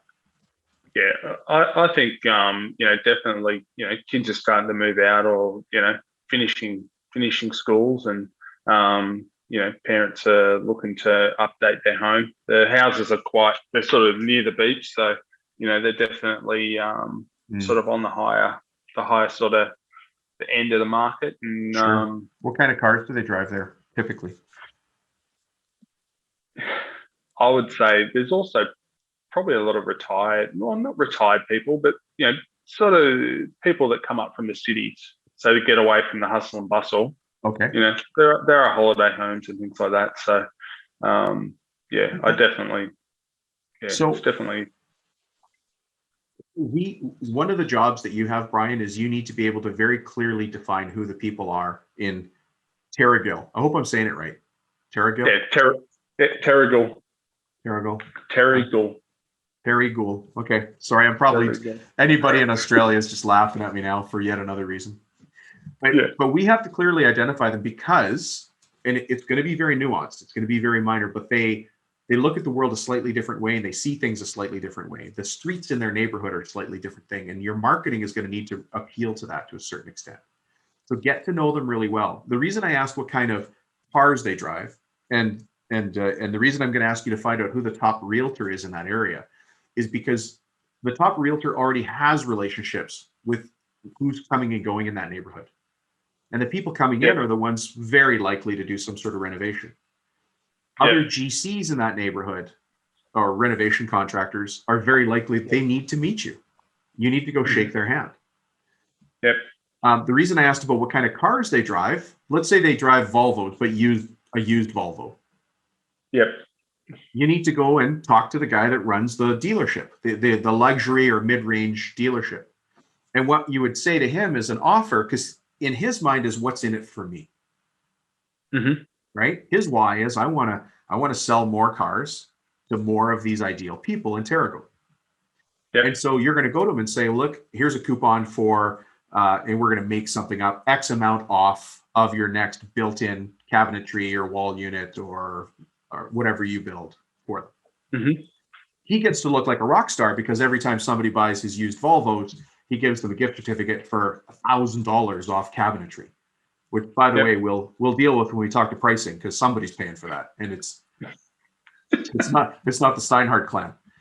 But if you see what I mean, we have to identify the target very clearly, and then we can start to figure out the offer. Yeah. Right? Here's another one, and people have heard me talk about this in other episodes as well. Find out the private schools in that area. Find out the places of worship in that area. So not just churches, but there's mosques, there's synagogues, there's all sorts of different places of worship. And find out the social hubs. It could be a golf course, it could be a community center. And the reason I say that, this is a very slow lead generation method, but it is a very sticky one. It's very effective. Let's say there's a private school there, and just for the sake of it, let's say it's a private Catholic school, just to put two categories together.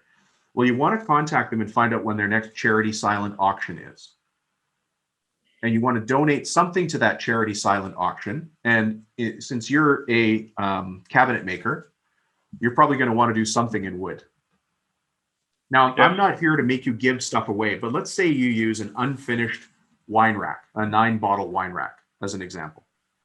You're going to donate that to the school to sell in the auction. The school gets all the benefits. You don't get any money. You're going to spend $200, it's out the door. However, don't worry about that because you're going to put a note on the wine rack that says to have this finished and customized to the look of your kitchen, give us a call. We'll finish it for you. So now whoever buys it calls you and says, oh, hi, Brian. Yeah, we just won your wine rack in the school auction last night. Can you come by and have a look at our kitchen so we can match the wine rack? Do you see where I'm going? Yep. And so now your acquisition, now we talk about marketing. From marketing really is just math. I have an acquisition cost, how much it costs me to buy a client. And then there's a lifetime value. And if you're doing kitchens in that neighborhood, I don't know what it is in Australia, but it's probably 30 grand. Am I right? Yep. Yeah. 30, 40 grand for a nice higher end. Yeah. I mean, look, you can definitely, by the time you start putting in trades and stone bench tops and, things like that. Yeah. Can definitely be around that. So the charity silent auction is a really nice way to go. It's very low cost. Yeah. It's a lot of effort on your part, but it's not hard work. You just got to call and find out when's your next charity silent auction. But they work so well that when you get good at them, you'll be wishing there were more. That's how well they work. Yeah. Okay. And then the other thing is just own the damn neighborhood. So there's something called a 5-5-10 strategy. Have you ever heard of the 5-5-10? No. Okay. So here's the 5-5-10. When you show up at the Joneses' house to do a quote, you take you take door hangers. Do you call them door hangers there? Or they're just a little pamphlet that you can hang on a doorknob?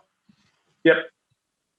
So when you go to the house to do an estimate for the Joneses, I'm not even talking about wrapping your vehicle in signage. We'll get to that in a second. But I want you to do 5 door hangers to the left, 5 door hangers to the right, and 10 across the street.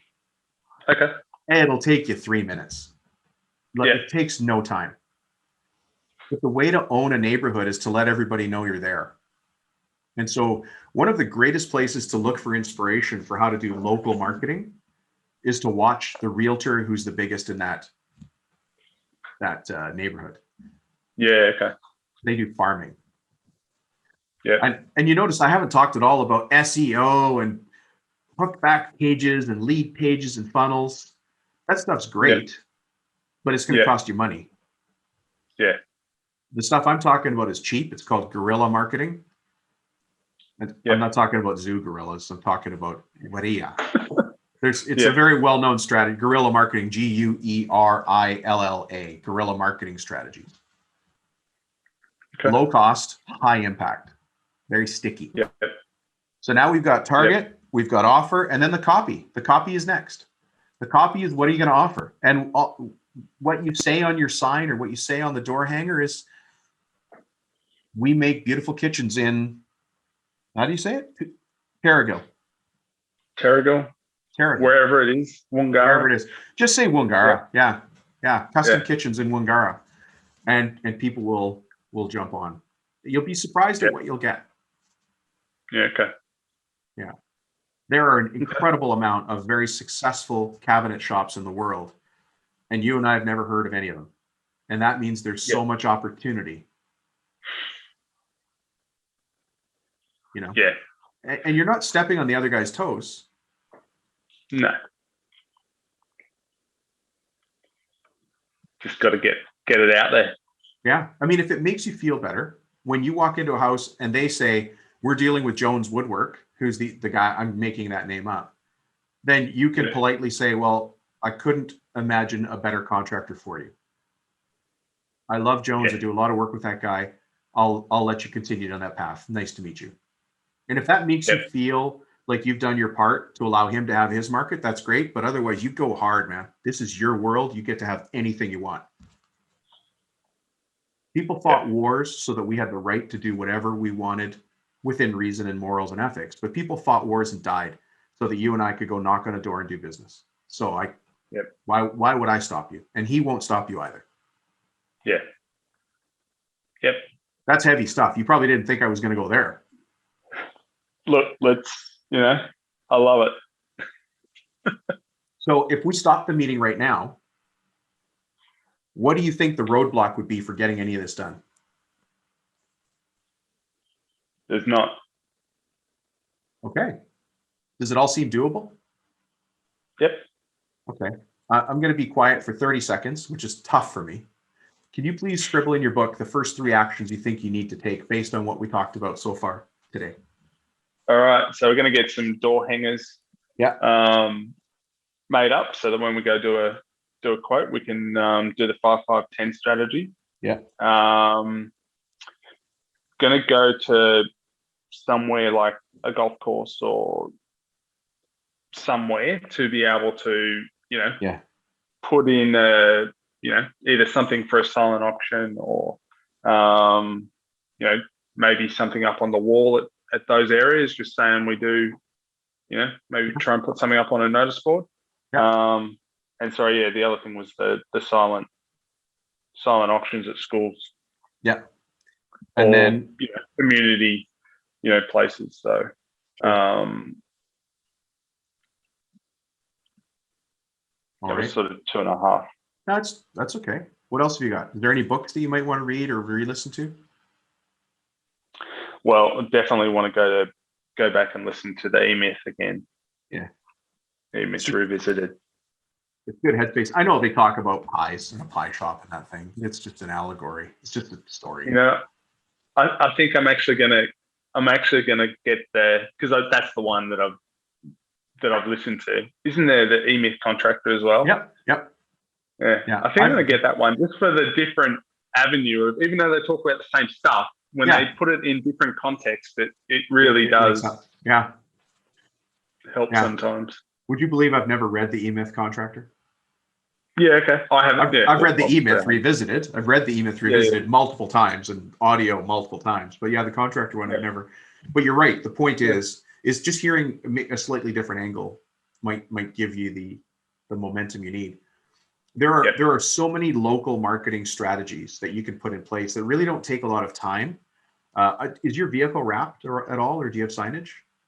No, I don't have any signage because I'm going to other people's homes, I guess, installing Sure, I get it. Other people's work. So, probably the vehicle wrapping of that, I do stay impartial when I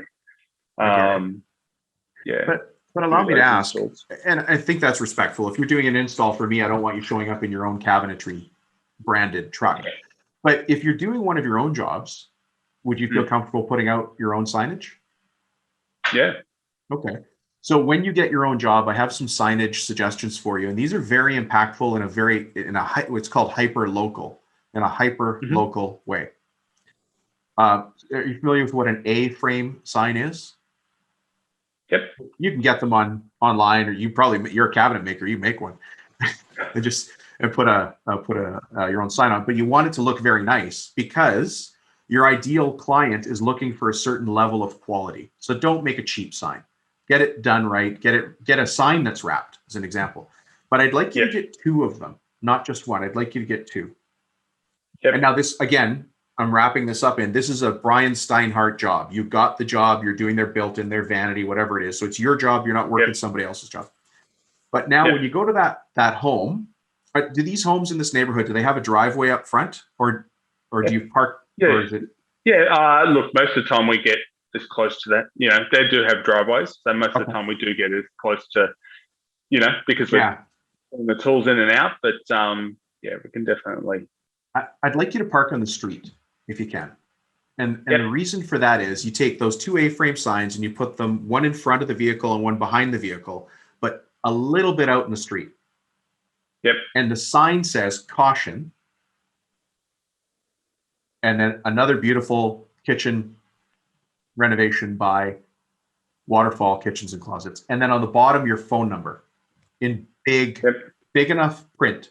Because what's going to happen is you're working at the Joneses house and the Chans drive by with their phone and they go, what? We need a kitchen too. Take a picture of that guy's sign. And then the Hermes family drives by and they're like, hang on a second. We need our kitchens done. And so people now are taking pictures of your sign as they're driving by. I know they're not supposed to, but it happens. Yeah. But because it's there, people are going to stop. Sorry, Brian? 5 demerit points for using your phone while driving. You only get 12 here in Australia. $450 fine. I'm not endorsing that, by the way, but I am saying caution, men at work is basically what we're doing. And another beautiful kitchen by Waterfall Kitchens. And so it's very simple signage, but one goes at the front of the truck and one goes at the back. That's signage idea number 1. Signage idea number 2, people have heard on this show before. But this signage actually goes on the lawn. Do these homes have lawns, or are they a concrete facing townhome community? Yeah, no, they've got lawns. Yeah, they've got lawns. Yeah. Okay. So there's a type of sign that's printed on chloroplast, that plastic that looks like corrugated. What do you call it? It's Colite. It's called Colite. Yeah. Yep. Well, that's what it's called there. You call it chloroplast here, but either way, it's like corrugated cardboard, but it's plastic. And there's an H frame wire frame that it sits on. Like real estate. Yeah, like real estate signs. So what you're going to want to do is add another another horizontal layer, or horizontal bar, very thin. And on that horizontal bar, you want to put a doggy do bag roll. Yep. And then the sign that goes on the lawn says, another beautiful home by Waterfall Kitchens Closets, big phone number. We love this neighborhood, and you do too. Please clean up after your dog.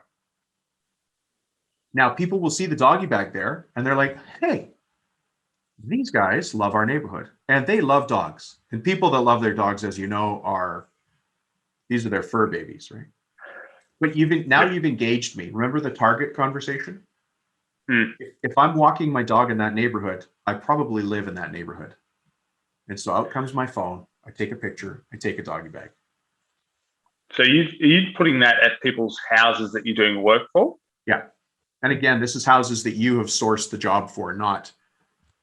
Yeah. And that just stays up while you're doing the job for, Listen, when I had a painting company, I had a sign up at a lady's house the whole summer. I kept asking her, is it okay if I leave it up? She's like, okay. Yeah. I mean, the key to things in life is asking. Yeah. Brian, you asked to be on the show and you weren't able to make it on the Cabinet Maker show, and you asked and you got on this one. Asking gets you whatever you want. You just have to ask the right way, and you have to ask enough times. Yeah. So ask to put the sign on the lawn, but who doesn't want doggy do bags on their front lawn? Please stop your dog from dropping deuces here, please. Yeah. Take a bag. So there's a couple of guerrilla marketing strategies for you. Have we clearly defined your target? Yep. Not just Wungara, but it's Terrigal. Yep.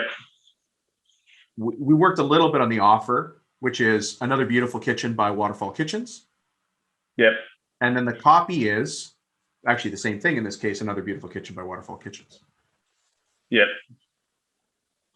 Do you feel that today's given you some answers? Definitely has. Yeah. So you're happy with the outcome? Like, we got enough meat here for you to go chew on? Oh, look, I'm just appreciative of anything. Well, don't set the bar too low, man. Sorry. Yeah, no. I know what you mean. I know what you mean. I know. Like the ideas are, fantastic, and yeah.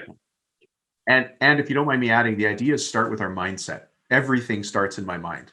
And you may have heard me say this on the show before, but it holds true, and it holds true for your kids, my kids, all of us. What I say to myself when no one else is listening is what the world sees when everyone is watching.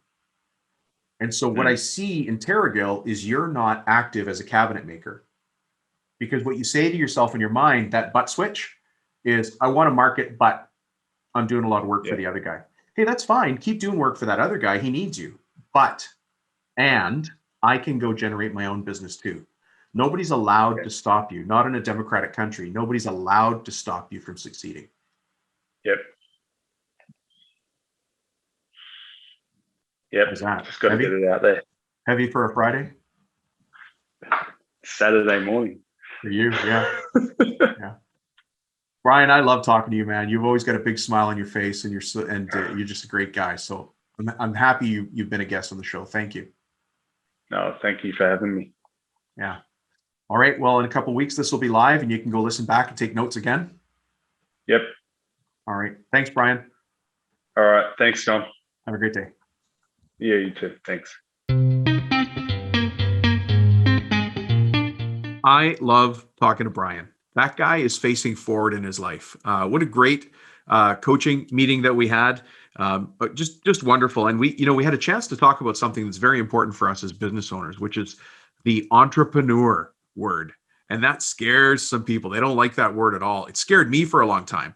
I didn't want to put it on my business card, even after I built and sold a couple of companies, even after I sold the big company, the biggest one that I've owned, which I had gotten up to 120 million. I didn't want to say entrepreneur for some reason on my card. So I get it if you don't want to say the word. But if you're out there creating jobs, if you're out there getting business and running a company, you are the definition of an entrepreneur. Call yourself a business owner, call yourself whatever you want. But Brian came up with some very important things here. And the most important thing, you can see that I'm boiling this down to the question of essence. In his case, how can I ... right? Which is the entrepreneur question from Gerber's book. But how can I grow my business without stepping on anyone's toes? And then we went off on a path where we started talking about get that target right. So you've heard me now have that same conversation with two people. We talked about it with Mick Bond in his bathroom renovation business. We're talking about it here, right, with Brian in his cabinetry business. So you're starting to see the consistencies. Even though we're coming at it from different angles, really simplifying the business and coming down to the simple systems is super critical and important. Hey, I'm going to put a shameless plug in here. If you like this, both McBond and Brian are on the Contractor Strategy Group. So if you're not, you can't dial into the wisdom those two gentlemen already have. So join us there on the Contractor Strategy Group. Let's stay tuned for our next interview. Thanks, folks. Hey, our next guest for episode 100 here on the Profit Tool Belt podcast is a fence contractor out of Indiana, John Bowdy. John's a great guy. You're going to love him. If you're watching this on video, you can also listen to it as an audio. I'm not sure which way you're listening to it, but you'll see him there. He's always got a big smile on his face. He's also in the Contractor Strategy Group. You're starting to see a pattern here. People that are facing forward in their lives, that are looking for great information, that want to find other people in the same sort of situations and ask them questions are on the Contractor Strategy Group. It's just where we are. It's where we hang out. It's a closed group. You can't get in unless you're an owner. You can't get in unless you're willing to answer the rules and say, yeah, I'm not going to try to sell stuff to other people here. We don't have any Bitcoin billionaires and people selling multi-level marketing in there. It's just straight contractors talking about the business of the contracting business. So that's where I met John and invited him to be on the show. This is great. I know he started as a handyman, then he moved into fence work. He's got quite the business going. Some of you may have seen the post that I did about him, because he always does a fence walkthrough after the jobs, and he posts those on Facebook, which I thought was a very, very clever, very smart way to go to add value and quite a bit of pride to the work once it's done. Anyways, let's stay tuned to see what John Bowdy's got to say about the world and see what the issue is that we can work through in our coaching today. Talk to you on the other side. Mr. John Bowdy, how are you? Good, Dom. How are you, man? I'm good. I love being on the line with you, man. You always got a big smile on your face. I'm excited to be here. I've just loved your book and excited to learn some today. So yeah, very pumped. Well, thanks. And you and I met through the Facebook group, Contractor Strategy Group. Yeah, that's right.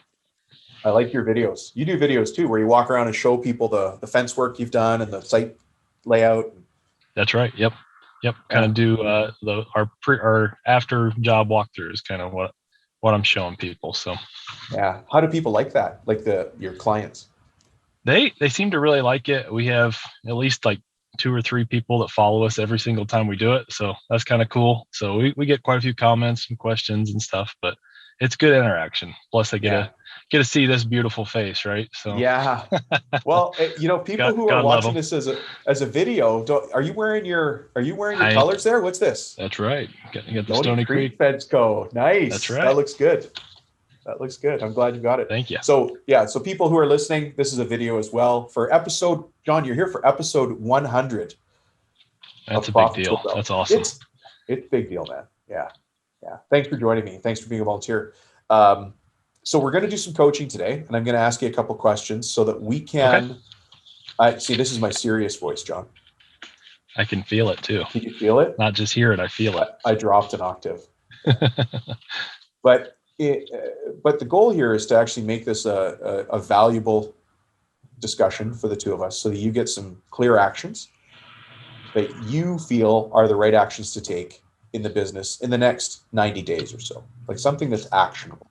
And that's important. I think that's why we're all listening to this show, or on the Facebook group, or just doing, just moving forward in our lives.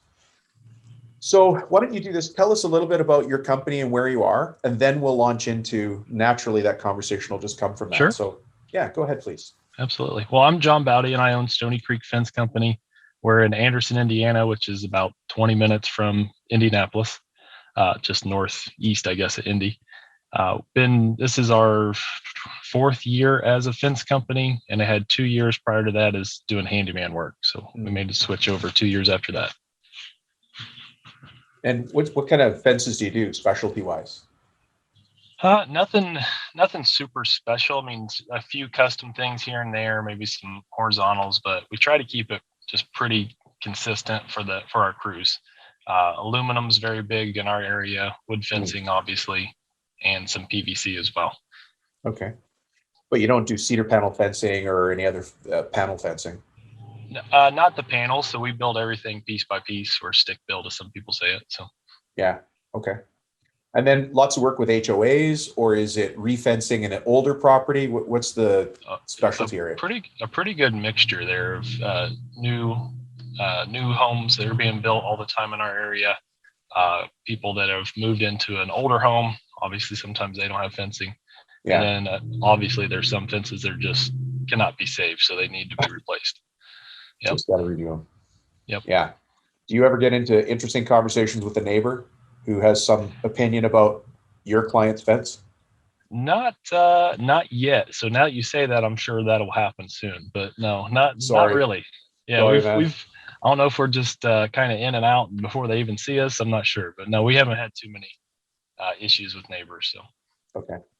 Tell us about your crew. So I'm trying to paint a picture here so people understand the kind of business you're running and see how they're similar or different. Right. How big is your crew? What does that look like? So pretty much anybody that works on our team is a subcontractor. So we have a virtual assistant. She is actually in the state next to us in Ohio. So, but she literally, we'd be lost without her. So Jessica's awesome. We have a project manager named Brandon. He was a he was a crew before, I guess, when did he start? In probably March, we switched him over from being a full-time crew guy to a project manager. So that's helped take a lot of stress off my plate too. Then we had one other crew, but they ended up getting a different job. So we lost that one. And then we've tried to gain another one. So here in the next couple of weeks, we'll be adding another crew, but our main crew is Leo's the crew leader. They're just awesome. It's been interesting getting to know them because they're new to us here in 2021. So I guess into 2020. They're subs. Yep. Install sub crew. Yep. Great. And they're a 3-man crew mostly, and then he is adding 3 more guys here in the next couple weeks. So just because how busy you're keeping them, or just in general? Because we're very busy. So yeah, it's been interesting because it's every year with our business going from, I'd say 2019 was the first year I actually subbed any fences out. 2018, I was in the field building it myself with maybe one helper if I was lucky. And then so then 2019 the sub crew, then 2020 we moved to two crews, and then we've kind of done some moving around on different crews here this year. So, but it's been interesting to see different way guys work differently, and these guys are so much faster. So, good. Yeah. Well, let's look at your operations now. What do you think is the critical? Because I just saw you inhale, John. It's like, oh man, I got to talk about me. So if you were to identify a critical constraint at Stony Creek, what would that be? Man, there's 2 that come top of mind. So my first one is I think our sales process is pretty good. Obviously, there's some holes there that we need to fix. But one is we use an online quote tool. So all of our potential clients have to do is click on the link that we send them, or go from our website, click on the link, and they can actually draw or type in their address. A Google map will pop up, and they can actually draw in their fence and pick what type of fence they want, and they get a quote right there. So we call it our Insta quote. So but it's pretty cool. So a lot of people like that. And actually now a lot of our competitors have started using that same tool. So the company's called My Salesman. They're out of Nebraska. So cool. But shout out to them. What's the issue with? It's My Salesman. My Salesman. Yep. Okay. It's for fences only. Okay. And then what's the issue there if you identify that as one of the 2? Only real issue is if the home is new. So if it's a new build, it's not showing up in Google because it hasn't been built yet, because Google's usually a year behind on their aerial imagery. So that's one, not a huge deal, because usually we can just get like the plot plan of that home and we can get measurements from there. The other issue is if there's a bunch of trees in the yard and you just can't see anywhere. So So those 2 things, those get pushed in our sales process to a different, area. So they get put in our CRM, they get put to a different task. So then those have to be done manually. Sure. Those I get behind on those I'm busy with other things. So I am the only salesperson in our company right now. Okay. Yeah. So that's an issue. Is that so? I'd say delay on getting people estimates is definitely one issue. So the delay is yourself because there's only one John, right? For this whole operation. But that John is keeping a crew who's now added another sub crew, a PM and a VA. Yep. VA is virtual assistant for people who aren't familiar. So all of this is on your shoulders. Correct. Yep. Okay. And then is that both issues, or is that issue? That's the first issue. Okay. So and what's the second issue is after so in our sales process, we go from the sales or the quote tool to a phone call with me. And then after that phone call, if we think we're a good fit to work together, we do schedule a site visit where I get final measurements, collect the deposit at that time as well. Yeah. And then from there, it's the handoff from sales, which is me, to my project manager. And that's another bottleneck that I'm working through, because I get the measurements, but I need to actually get the layout to him. That way he can create all the material orders and all that stuff. So, and then us going from that to scheduling and communicating with our clients during that whole time is a big missed opportunity that we have. What is the consistent thing between both of those two items? This guy right here. This guy. Yeah. So those It's of you me. that can't see, yeah, you're pointing at yourself. Well, you're just too popular and you're too good. I guess. Yeah. So is it fair to say that the critical constraint in the business right now is that there's just not enough of you to go around? Correct. Yep. And then this is an observation, but I don't want to. Probably at least. So my time management's not the best either. So I get distracted. A phone call happens, or somebody asks me for something, or so that's I have that issue too. Is actually I have my calendar blocked, but it doesn't necessarily mean I stick to it. So Sure. Well, in reality, that happens. I mean, having your calendar blocked is the intent. We all have a block calendar, but then the actuality, the reality steps in. And a lot of time people think, well, the calendar is the calendar and I can't move from it. It's there so that you understand that you're going off the calendar. Right. It's just like having a set of plans. You didn't realize when you went to dig the post hole, there was a rock in the way. Right. It doesn't change the plans. It just changes how you're going to implement the plan. Right. Right. And so it's okay as long as you've got a calendar, that's a good thing. Implementing the calendar, work in progress for the entire population, all of us. Gotcha. So don't feel too bad there. But when we come back, if this was flipped around and I had said the situation back to you, what do you think you would describe the critical constraint would be? It would be just manpower, I'd think, for doing that. Yeah. But I assume. Yeah. I mean, so it sounds like the issue here is the use of the owner's time in whatever the highest and best use of your time is. Have you ever done, and you might have read this in the book, I think it's chapter 1 or something, but have you read about the revenue responsibility per hour?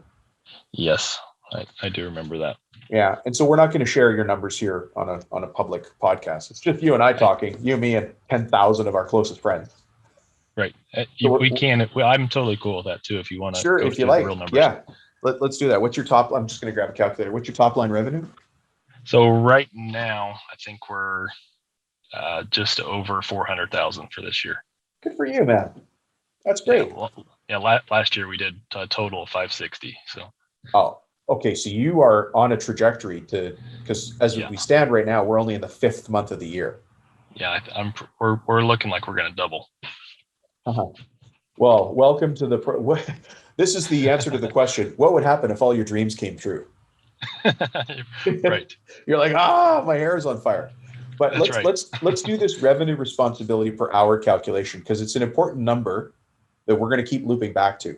So you work 50 weeks a year, at least. Roughly ish. As far as the cruise, roughly. Yeah. Well, no, you, the owner. Like, do you take about 2 weeks off? Do you take a week off at Christmas and another week for summer? And I probably take 4 weeks off total. Okay. So from 52 weeks down, let's take 4 weeks off that. How many weeks a year do you think you work? Probably 48. 48 weeks a year. And then how many hours a day do you work? Like legit good work or just crazy, like distracted work? Does it make a difference? Just all total time, not with your family. I want to say average probably 7 to 8 hours. Okay. So I don't go too crazy, and I definitely make sure I take time for the kids and family. And so for everybody listening, we're just trying to calculate the number of hours that John or you as the owner work in the business. So all we do is 48 weeks times 8 hours a day is 384. 48 times 8 times 5, right? 48 weeks, 8 hours a day, 5 days a week. So we go 48 weeks times 5 days. Because do you work Saturday or Sunday? No, I do not. Okay. So 48 times 5 equals times 8 equals. So you work a total of 1,920 hours per year, approximately. Other people listening will work more than that. Others will work less, or they don't take vacations. Everybody's got their own number. But what we're going to calculate now is what is that divided into $400,000, which is your current sales top line. So we're going to figure out our revenue responsibility per hour. So 400 divided by 1,920. That means your time is worth $208 an hour.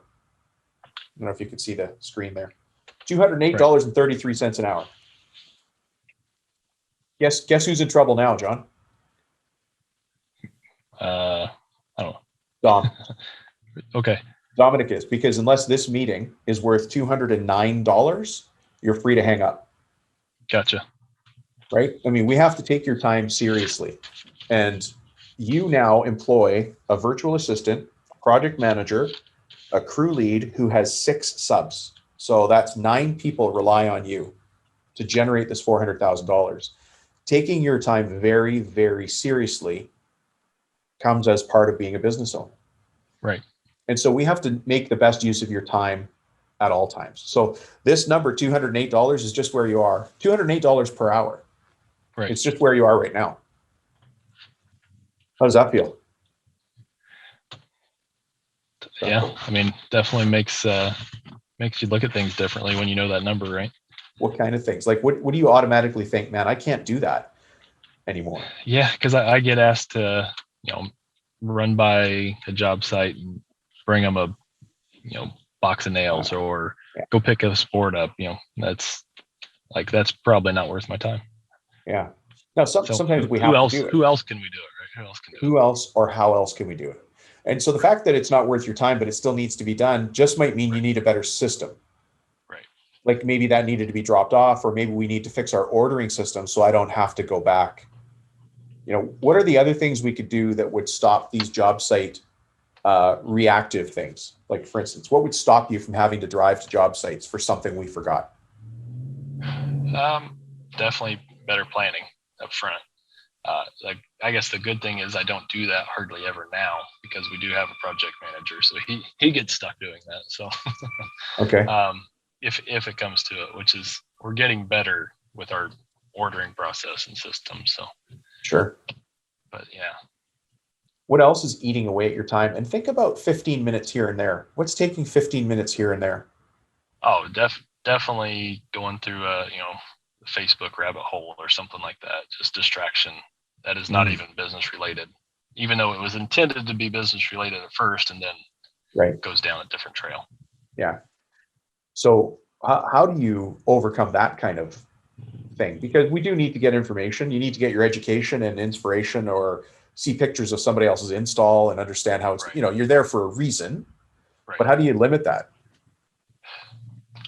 I am not totally sure on that one. I've tried some different techniques, and I always circle back to being in the same boat. So yeah, I wish I had. I know there's apps out there that'll measure your screen time, or will so kindly shut your phone off after a certain amount of time. Right. But yep. I would probably, to be honest, I just get frustrated with that after. I've done that before, and I just get mad. Yeah. But that's a system, but that's a system that doesn't work for you, or for me, right? Have you, when you look at your calendar, do you do anything like time blocking? I've sort of. So I block the middle of the day so I can do things to kind of get caught up, because I do things in the morning, but I'm not a super good morning person. Okay. Even on the days I get up early, it's a struggle. Mm-hmm. So my sweet spot of where I can just get kind of in the flow and just crank stuff out is like from 3 to 6. But that gets into family time too, because about 4:30 they get home, and it's jump on daddy time.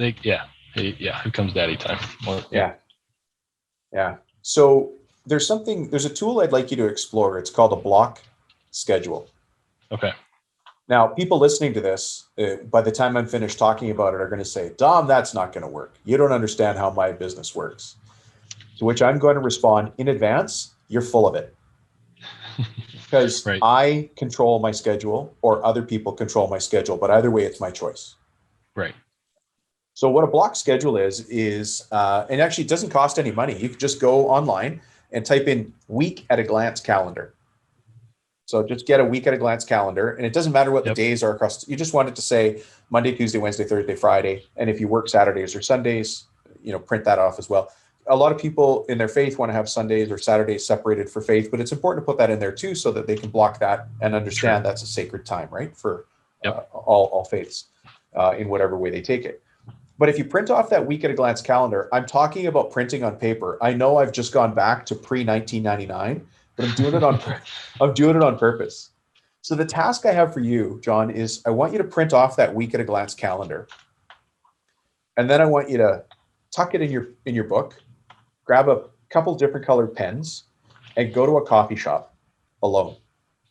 Turn off your phone, or let your VA know that you're not available for any meetings or calls. And look at that blank week as if it's any generic week of the year. What is it you need to accomplish, and what do you need to do? So for you, 3 to 4:30 is a hot, 3 to 6 is a hot spot for you for productivity. Right. So you've got some challenges there. You've got some Right. family things, but what does the family need? It's still important.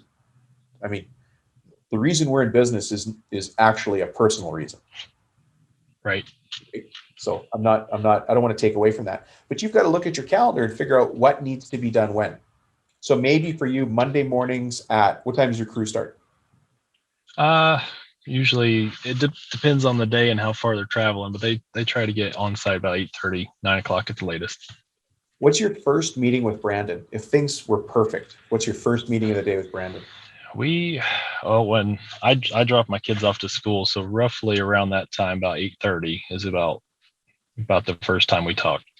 Okay. Does that work for Brandon? I had to ask him. It's a good question. Yeah. Because what is It's usually him calling me though. Yeah. So you assume. So, and which is okay, right? But it's good to have this conversation because you're now a leader of men. Right. You're not a guy on the tools. As a handyman, it's a curse. You could fix anything. Nothing scares you. And if it does, you go find it on YouTube anyways and see how it's done. We all know that's fine. But the curse is you can fix anything. You can do anything. But now when you become a leader of men, when you become a business owner or businesswoman, sorry for anybody listening, I'm not meaning to offend, we're a leader of people, and our people become our tools to run the company. So what you do with your calendar is really important. And what, for instance, Brandon needs, it's important because you're a leader of people. Like you're Right. Since he's the primary tool for driving the job site, probably one of the first priorities for you is to make sure he's got what he needs to do the job so you can step back and do what you need to do, which, by the way, equals more than $208 an hour worth of impact. It means you've got to find new jobs, find solutions for this Google Earth system. It's a manual override, but that's fine. Right. Find more of better jobs, maybe market in areas that aren't new developments, if new developments are truly the problem. And I say that kind of kicking myself because if new developments are your highest margin, best jobs, that an easy job site because the site access, it's pretty. Yeah, everything has to be balanced, but those are the big questions you have to go deal with because you're now responsible for the crew lead who's just hired another sub crew because you're so busy. Right. So that the first thing I'd like you to do is go and really dig into that block schedule. And by the way, I asked you to do it on paper first so you can make all the mess you want and then go put it in your Google Calendar or Outlook calendar as blocked time. Gotcha. And now you start to dictate to other people when you're available. Yep. So if I call you next week and you say, hey, can you talk at 8:30? You should say, can't do 8:30, Dom, talking to Brandon, but I can talk to you at 9. Yep. Instead of making Brandon wait because he is the pointy tip of the spear on production. We need him out there. Yep. Does that make sense? It absolutely does. Yep. Okay. Yeah, I've blocked some things on my calendar, but till today, which is silly, I didn't even think about blocking that time for him. It's just kind of naturally happened. So it naturally happens, but he has to block it for you as well. Sure. Yep. Right. And so meetings, a lot of people hate meetings and they hate me for saying it, but I don't know if you can see my hat today. This is the fishing version of my new hat. It says more. This is the Profit Tool Belt hat. Okay, cool. Got my fishing, got a hunting version. I got a fishing version. I even have a dressy version. My wife does not think it's dressy. My dressy hat. Yep. But blocking the schedule is about more. It's about more, shorter, better meetings. Meetings are not a waste of time. And if they are, you as the owner are the one having the challenge. Right. And listening to the show, we'll deal more with that. John, let's start to wrap things up right now. Sure. meeting stops here. Can you tell us and tell me what your biggest takeaway and action item is in the next 90 days? My biggest thing would be to definitely hone in on the blocking my schedule. I feel like I've tiptoed into it and I just need to own it and go all in on that. And I mean, definitely blocking the time with Brandon. And the good thing is kind of putting a time frame on that early morning meeting too, because sometimes him and I we really enjoy talking to each other. So we'll get talking about stuff that's not even business related and just jabbering. So we waste a lot of time too. So putting a time frame on that will really help that as well. And making sure everything gets started, gets done, and the day gets started off right.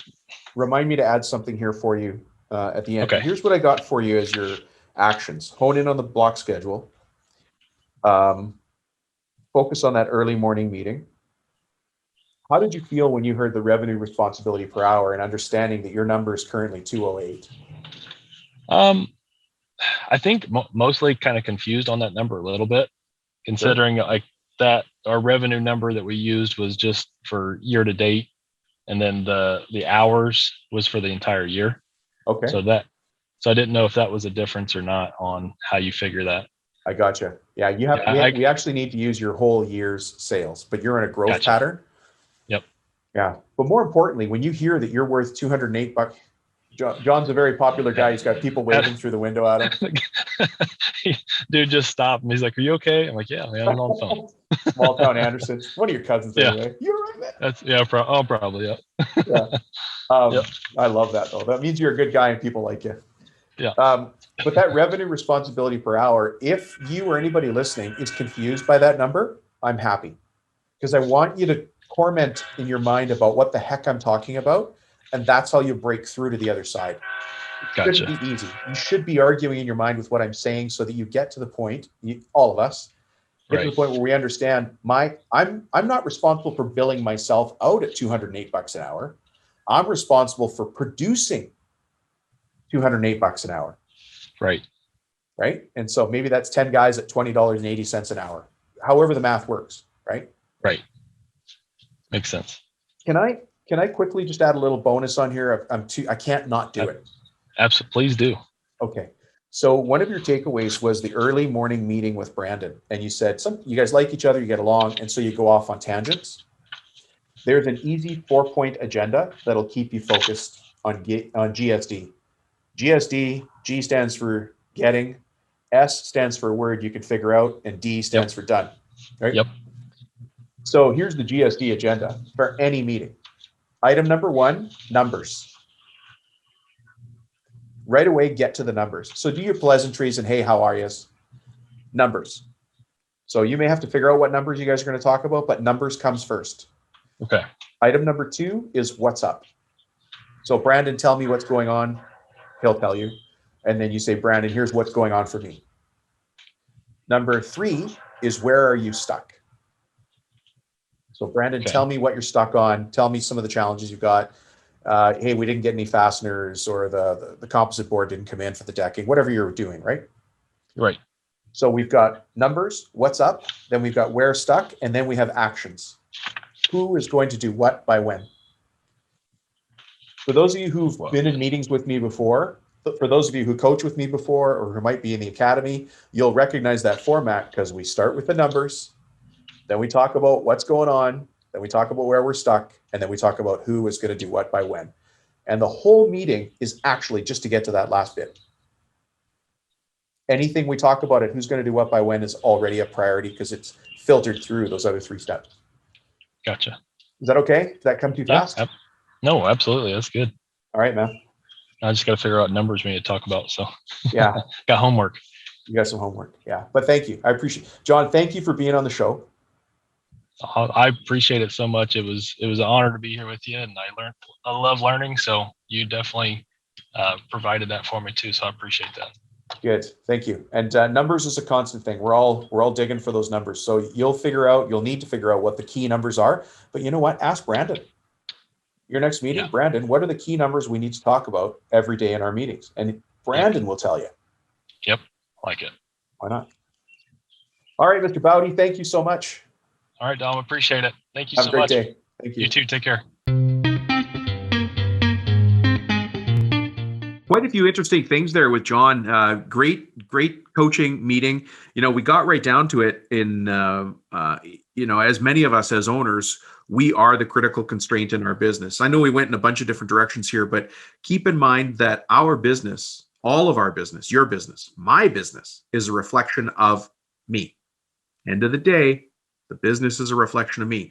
So if your business is running sloppy, you're running it sloppy. If the business is running tight, you're running it tight. If your business runs on a lot of sales, you're doing a lot of sales. If your business runs with really, really good operations, but weak sales, it's because you're really good at operations and weak on sales. It's the same for all of us, right? So I really liked hearing what John had to say there. And then we got into the conversation about revenue responsibility per hour. A very important and difficult, it's kind of a difficult thing to get your head wrapped around, probably because this would be one of the first places you've ever heard somebody talking about that word. That is a really important number, how much you are responsible for as the business owner to bring value into the company. And that number puts a lot of pressure on you, and it puts a lot of pressure on me, because if this episode doesn't return to you more in value than your revenue responsibility per hour, then you get to hang up. You get to delete it, take it off your phone, unsubscribe, all of those things. The challenge for you is you've got to listen to a show like mine or talk to me, and then it's up to you to find the value and put the value in place. That's always the case. So based on what John talked about today, what are you going to go do? What are you going to do differently? And what are you already doing great? And John Bowdy and I just gave you a big thumbs up. Go do more of that. So I want to thank John for volunteering to do a coaching call on here today. It takes a lot of bravery. I appreciate him being on here. And folks, the next time we ask for volunteers, maybe you could join in and be one of them. Thanks, John, for volunteering. Let's get to our next interview. Hey, everybody. For this portion of episode 100, we're going to be interviewing Jeff Gratney. Jeff is an electrical contractor over in Kalispell, Montana. If you haven't had a chance to get to Kalispell, it is beautiful over there. Anyways, Jeff is a great guy. You would recognize him, again, from the Contractor Strategy Group. I didn't do that on purpose, but I guess when you put out a call for interview guests on the Contractor Strategy Group, that's who responds. So here we are. Jeff's been listening for a long time. He does, I know he does both big and small jobs. He's always got great stories. This is a man with a huge heart and massive shoulders. And what you don't know about him in the background would make you rethink the way you live your life. He really has a huge social driver in this world, and he's doing a lot of good outside of being a business owner. Anyways, I'm very proud to have Jeff with me today. We're going to dig into a coaching issue here for this episode. So I'll talk to you on the other side. Mr. Jeff Gratney, how are you? I'm doing well. Good to see you. Yeah, good to see you too. Feels like it's been too long. You know what? You always come back, so I don't have to worry about that. I'm like a boomerang. Yes. Good or bad? Or something else you might say keeps coming back. No, it's good because people like me, we've got multiple boomerangs. And I love it. I love it. Jeff, you have actually been listening to the show for a very long time. I'm actually really excited to have you on here because you found me a long time ago and sort of encouraged me to keep going. So I'm quite proud to have you here. Thank you for joining me. My pleasure. Definitely my pleasure. Now, other people don't know who you are, though. Who's GSS Electric? Who's Jeff Gratney? So if you don't mind, can you tell us who the heck you are and how you would be coming to speaking to all this group of professional contractors and construction pros all around the world? Okay. Well, Dom, I am, by appearance, I'm an electrical contractor, but deep on the inside, I'm a business builder. I'm a manager and inspirer of my people that I work around and my customers. And so that obviously rolls into dollars in the bank, which is a good thing. I totally enjoy mentoring and developing the skills in the guys. So when I'm on that track, I run into you, and that's why I started connecting with you, because you offer some more ideas, some more angles, a lot more experience, definitely more network broad width for me to be able to say, you know, I'm not alone, and I've got some invisible brothers or virtual brothers and sisters out there. This is exciting. Yeah, it is exciting, isn't it, to know that we're not alone, and that, because you've listened to the podcast, we hear people from Australia, you hear people from the other sides of the states, Canada, and it's amazing how we have the same stories, the same situations. Mm-hmm. Yeah, exactly. So what kind of electrical contractor are you? What's your specialty? So my specialty, I don't know if you can see a little plus up right here. Yeah. My specialty is creating some solutions for customers. And a lot of those customers are irregular, unusual customers. Some are the people who call up and my lights aren't working in the house. Some are a little more advanced where it's a wastewater treatment plant and there's not enough oxygen going into that tank over there, but too much on that tank, and you have a programmable controller that needs to be a little fine-tuned. Right. Some of them are government jobs where we do a fair amount of design, and this is how we need it to work. One of them recently has been FedEx. They say, we need a conveyor, and we don't know how to make it work, but we need a conveyor to make boxes go from here to here where they're not doing it now. Right. And so a lot of that is custom. So yes, we get the ones where they give us a set of blueprints and say, this is what you do. Don't ask questions. Just keep going. They're kind of boring, but you can do that. Very little profit margin. But if you paid me to give you a solution on how to do something unique and special, that's exciting. That's the fun stuff. Yes, it is. Yeah. I remember a story you told me, it feels like it was a year ago, maybe it was less, where there was actually the concern over sparking or arcing came into play, but hadn't been identified by the customer. You guys noticed it on site. Yeah. Yeah. Interesting. And were you able to resolve that situation? And when I say that, I mean, were you able to bill for it? That's what I mean. We let it burn down. No. But were you able to solve that? Yes. And the problem was not there. The problem was somewhere else that was causing it or allowing it to happen. What sometimes when you see a spark or a problem, that's not the problem. That's just the evidence of the problem. It's usually somewhere else that something's wrong sized or a bad installation. Yeah, I think that's what we call a double entendre. You just said something that means two things. Sometimes when we see evidence of a problem, it means there's a problem somewhere else. What a great segue you just threw to a business coach. Oh my goodness. So we're nicely done. The game begins. Jeff, but just so you know, electrical work is kind of like insurance. Why is that? Well, you can put shoddy work in and it still works. You can put really good electrical systems in and it still works.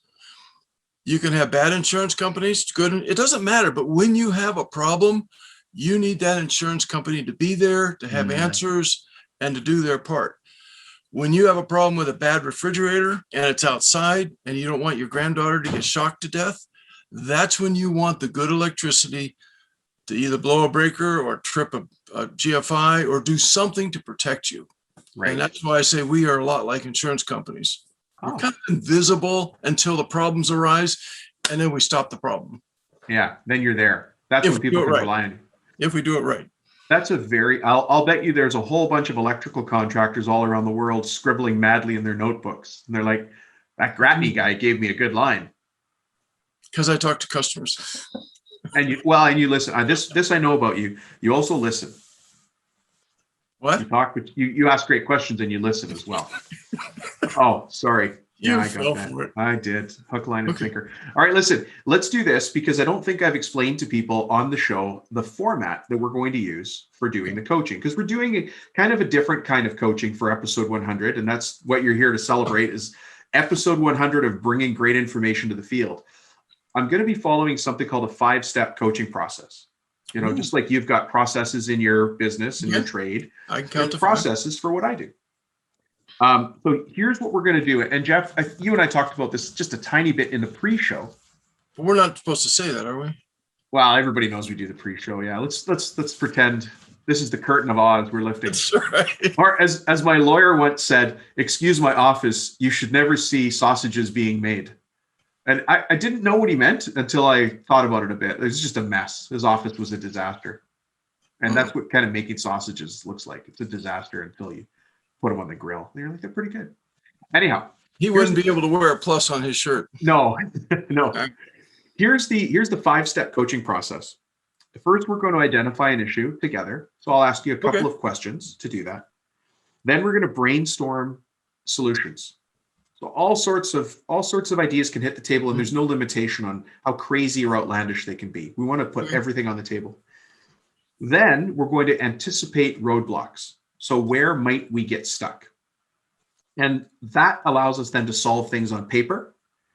And once we've done that, you'll find things starting to close down, and we now go to implementation, which means put it in place. Okay. Pretty cool. For those of you listening, and Jeff, for you as well, if you ever wanted to use a coaching management style with your team, or you wanted to try a different style of leadership, that's the coaching outline. That's the way to do things. Now, coaching doesn't always work in all leadership situations, but that's how that works here. Sound good? Hey, I can count to 5. Let's do it. Let's do it. Okay, so let's go to identifying the issues. So think about something right now and try to relate to me something that's causing a headache or a problem. I got an idea. That was fast. What do you got? Receipts. Oftentimes, paper receipts disappear and they never make it to the accountant until it's too late. Receipts not making it to the accountant. Timely. Okay, yeah. So timely input. What's the impact of that issue on the business? I'm sorry. Well, if we were billing you for some work that we did, you would get a lower bill because we didn't include some of the products that we purchased from our vendor on the bill to you, and we lose money and you got a better price. That's bad business. That's bad business. That's a profit leak, right? That's money that just leaked out, and you just paid to do the job at my house, basically. That's right. So one of the impacts is not billing properly, and then of course the company's losing money. What's the impact on Jeff Gratney when that happens? What's the long-term impact of those things? Well, the short term is I get frustrated. I get very frustrated that the process doesn't work because I love systems, and this violates the system purpose. But the other thing is it lowers the morale of the guys because they get chewed out, and it loses profits, especially if it happens over and over and over, loses profits. And if the customer ever found out, they'd feel like we're pretty sloppy. Yeah. I would have to go back and knock on their door and say, we owe you, or you owe me $5,000 more than the last bill. Yeah. Well, they certainly wouldn't be happy because they've closed out their accounts as well. Yeah. Yeah. Have you, is this a recurring problem? Is this something that happens enough that it's sticking with you? No, it is minimizing more and more because we have been putting systems in place. We just had a couple unique situations that it fell right through the crack. Oh, right through the cracks. If you were to dig back on this, receipts not making it into the process, what's the root cause? Have you ever gone back to say, why aren't the receipts making it in? Yes. I would take it from John Maxwell's TEAM. The M stands for mindfulness. Okay. And there's not an awareness that we have a potential problem. When the guys went to the vendor's printer was broken. Maybe it should have keyed up in one of the guys' mind. Well, maybe Kathy, our accountant, will never get this receipt. Maybe I should be a little proactive and find out how to, maybe I can take a picture of it on the computer, whatever. Right. But the mindfulness needs to be improved. Yeah. I think I answered your question. I think you did. I mean, it's interesting. So we have to, our team doesn't know it's important until we tell them it's important. Right. Right. Because they don't actually have to think about that. With 100 other companies like yours, I don't know, it'll just, the bill magically appears. The customer magically gets invoiced. I don't worry about that. But is there any way I can blame it on the coach? You can. Okay. You can. Oh, sorry, I didn't finish my sentence. You could try. You're the coach. Well, this is in this particular case, I don't want to wear this one. Yeah, okay. Did we identify this? Let's see. We can go figure this out. So we've identified the issue. Are there any other issues that are happening in the company where information's not flowing properly? Reports on the job. One guy will write a book as to all the things that happened, and the other guy will say, I was there and we did some work. Yeah, right. Too much or just 3 lines. Mm-hmm. And you're the one who dispatched him to the Smith House or FedEx or whatever. So you already knew, but all he wrote was FedEx, and that's not enough. Right. Do you have systems in place like time tracking through T-sheets. Yeah, like And recently we're upgrading to a new one, Builder Trend. Yeah. Okay. And how are you guys taking to that? The upgrade well, I'm not sure how to answer that question. Yeah, I'm coming at it more from the angle of helping you manage data or understanding how this stuff's important. Because the guy that puts 3 lines in the report still completed the report. The guy that wrote a book still completed the report. But how are they understanding what you need to run a business? How are they understanding? I think everybody has a different growth rate. We've got one gentleman, which I tell him what I need, and I get that plus more. I've got another gentleman that will kind of do what I need, and it's improving. I've got another gentleman that it just seems like I'm always begging for more information. It's like, well, why? I told you I was there. And so the mindfulness or the awareness is just a slow growth curve in that mind. But in some of the other guys' minds, like, hey, I got it. Good to go. It just so happens that slow mindset guy happens to be our best worker. Oh, so there's a balance for me on a management level, which is not our topic today. How do you manage a really good worker when a third of his work needs constant encouragement? Great. Let me take this back to a level here, because that's also a question we could attend to today. But when I'm hearing your story as you're relating the challenges that you're trying to work on as a leader inside GSS, do you feel that it's more of a communication issue or a process issue? For us, it's both, because you're pinning me up on the wall. We are moving from 4 or 5 different softwares, maybe Google Photos, maybe a little bit of Google Docs, maybe a little bit of T-sheets, maybe a little paper notes, and moving that into one software that will take that. Yeah. So if you hadn't asked me this 6 months ago, I might have an entirely different answer.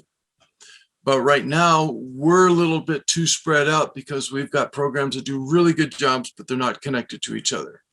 And that's kind of frustrating for the guys. I see. It's still better than paper, but we're not where we need to be.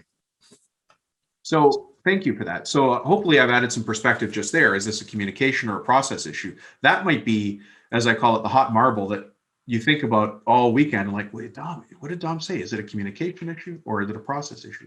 But either way, have you thought about some ways to get through this issue at its highest level? The receipt issue, like you said, it's a symptom of something else.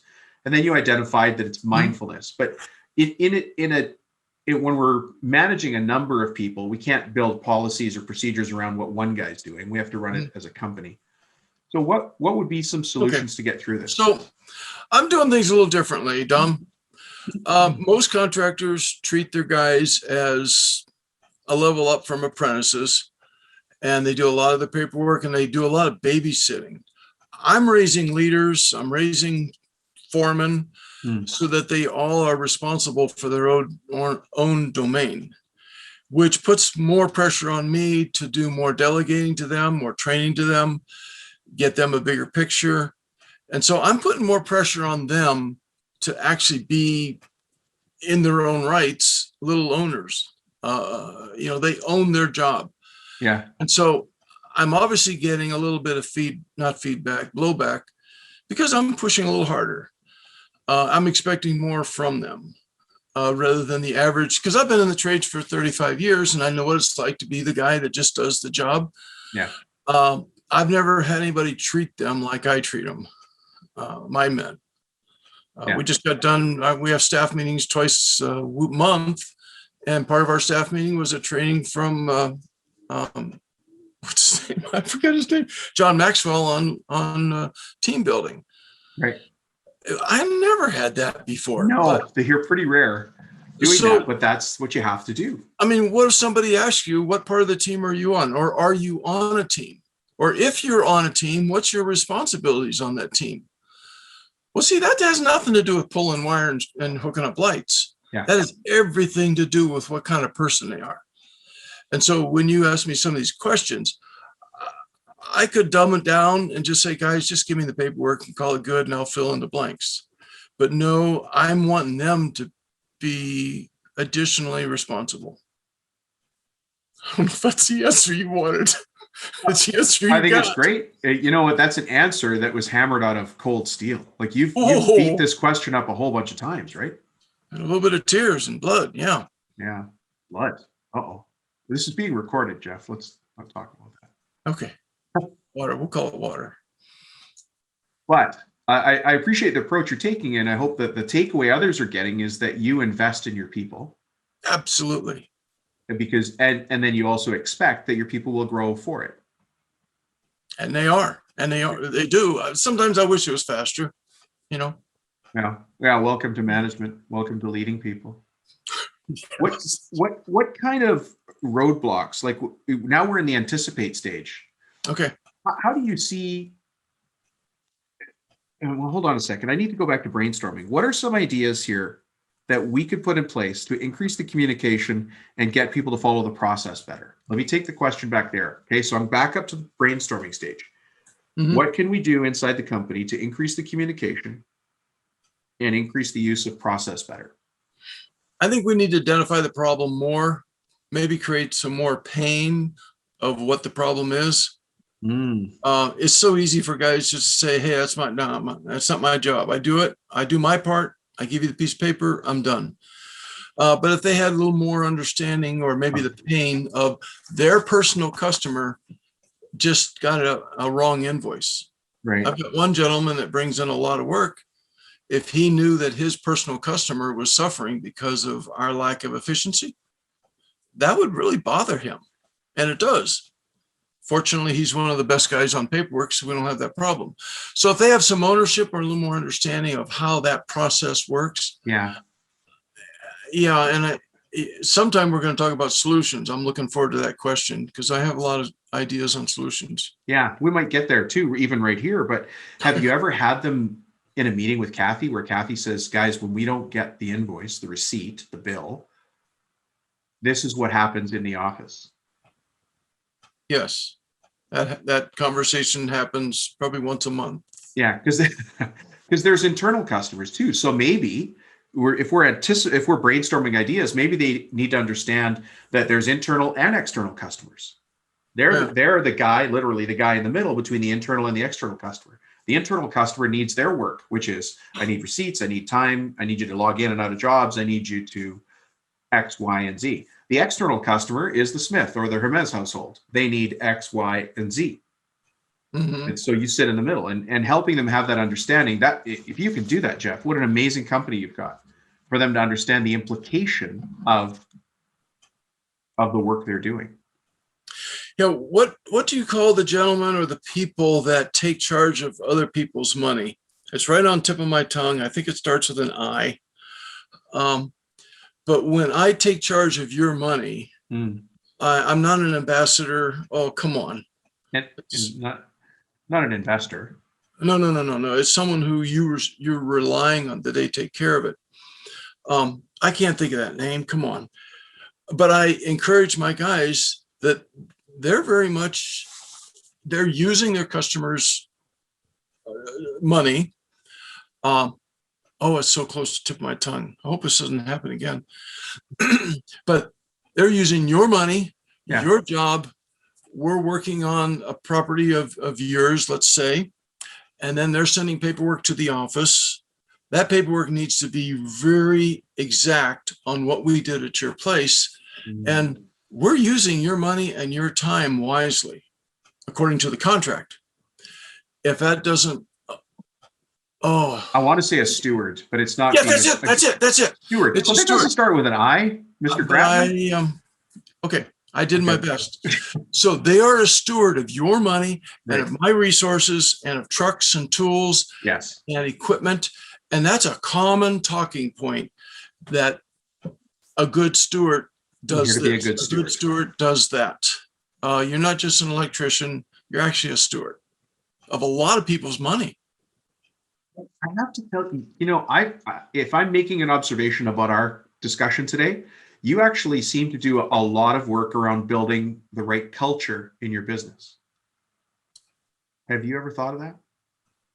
I probably say culture twice a week, maybe 4 times a week. Yeah. Okay. Because you have a culture. There's a culture. There's a set of rules for what Jeff expects and how the company looks. Yes. And it started with that little plus somewhere on my shirt. Yes. Yeah. So you've mentioned that plus 3 times now. Can you, and for people who are listening to the audio, Jeff's got a great logo and he's got a matching ensemble there. He's got a great shirt. So it's a dark shirt, maybe even black with gold lettering. Mhm. Your name is on your right side. Your logo's on your left. Your hat matches. Like, it's a sharp looking combination, but there's a plus in your logo. What does that mean? What's the implication of that? Okay. So if I'm going to talk to customers, it's marketing. It's all marketing. If I'm going to talk to a customer about who we are, and I know they got choices between 3 other contractors to do whatever they want, I'm going to talk to them about the plus, because they're going to get good service. I'm going to answer the phone every time they call. They're not going to get slighted by, this is the way we do it, get out of the way. They're going to have an exceptional experience intentionally. When I'm talking to my guys, just the other day, Phil called up and says, hey, my wire stripper is starting to wear out. Do you mind if I get a new set? And I texted him and says, make sure you get the best one available. That's the plus. Sometimes we have choices between doing good, better, and best. And one of my guys, Chris, he'll say, well, we need to put the plus in GSS. Let's do the better one. So it's a talking point. Well, that in itself, Jeff, that's great. If one of your guys is repeating what you're saying, we need to put the plus in GSS. Yeah. That's the hand of Jeff reaching through to the job site when you're not there. Yeah. Good. And that's culture. That is culture. So thank you for that. Because quite often people think culture is just a bowl of Lucky Charms and Fruit Loops and blah, blah, blah. But culture is the glue that holds all communities together. Because culture is not a dream. It's not a unicorn with rainbows. It's hard work. Because everything goes wrong when you're trying to build a culture. Yeah. Oh yeah. You get tested. You get tested on your culture. Yeah. So look, I know you've been eager to get to solutions or solving this on paper. What do you think the solutions are? We've just outlined a situation going on in your company that's, as you probably know, very similar to other businesses, whether theirs is receipts and bills or not. What are some of the solutions that you have in mind right now? Okay, so solutions to me come in a couple different forms. I like technology and systems because I can predict them and I can apply them, but I also like the human side. And so the first part of mine is the mindfulness, just to make sure there's an awareness. I'm always preaching to the guys about a growth mindset, that they need to be growing in who they are, their skill level, their discipline, maybe their way of talking, maybe their way of communicating to a customer. So that growth mindset needs to be overlapping into problems. So how do you, let's get to the how-to. How are you going to put a growth mindset in place with your guys or keep it going? Keep talking to them and keep giving examples. And we meet every 2 weeks. So I have an hour and a half every 2 weeks with the whole staff where we go over problems, and I have a training time. Right. So that's one. That's kind of like the underlying part of it. The second level for me on solving the problem is taking pictures of receipts as they leave the vendor. Yeah. That's a primary thing that I think we're doing with this new software that we're slowly implementing into. It has a very easy place to take a picture. Is a picture for the job or the vendor? Well, in this case, we're talking about vendor. It goes in the vendor file. Kathy gets an email. Bing, we just bought something at our local electric supply. Right. It takes it off the guy's mind. We've got one poor guy that really sweats about paperwork. Where's my paperwork? Did I lose a receipt? Is it all here? I had 5, and do I still have 5? Yeah. I don't want that type of mental energy going on. I would rather take the picture, it's gone. So Okay. systems and that. Another one is for the longest time, we've had envelopes in the trucks to try to make it easy that when that gas receipt comes by, or sometimes we go to Home Depot, so they're not going to email a receipt to us. That goes in the big yellow envelope with their name on it, and it eventually gets to Kathy. So that eventually thing reminds me of the old days. Remember the old days when we had Visa slips? I bet you're going to say the same thing as me, where you take a pen and scratch it over top, or you have the chunk machine. Yeah, you're so old. Did this happen to you where a guy would throw the receipt, the Visa slip on the seat? Then he'd go put his tools away. Then he would jump back in the truck and he would sit on the Visa. And over time, that receipt would slip behind the seat and fall behind. And for some reason, now you didn't bill the Hermes job. You didn't bill the Chan job. You didn't bill the FedEx job. And you don't know why. He did the work. And one day you go to clean the van, and behind the seat, in the crack behind that Dodge Tradesman van seat, the one, there's a whole bunch of Visa slips sitting there you can't even process anymore. That's how long I've been doing this. Anyways, did you have that going on? No, not that bad. Not that bad, because see, our accountant is also an auditor. And so she's the detective, always looking. So as soon as she gets hint that you got some gas today, well, where's the receipt? And so it's really tightened things up in the last 2 years. Great. So you rely on the other people in the team as well. You've got an accountant who's also understands their role and is tight to the task. Yeah. Okay. Well, we're at the solve on paper. You've given me 3 different solutions there. Do you have anything else that you've seen that you're kind of not sure is going to work for you, but you'd be excited to try? How else could we increase communication and process in the company? Well, we're starting this new software. Okay. So I think that would fit in that category.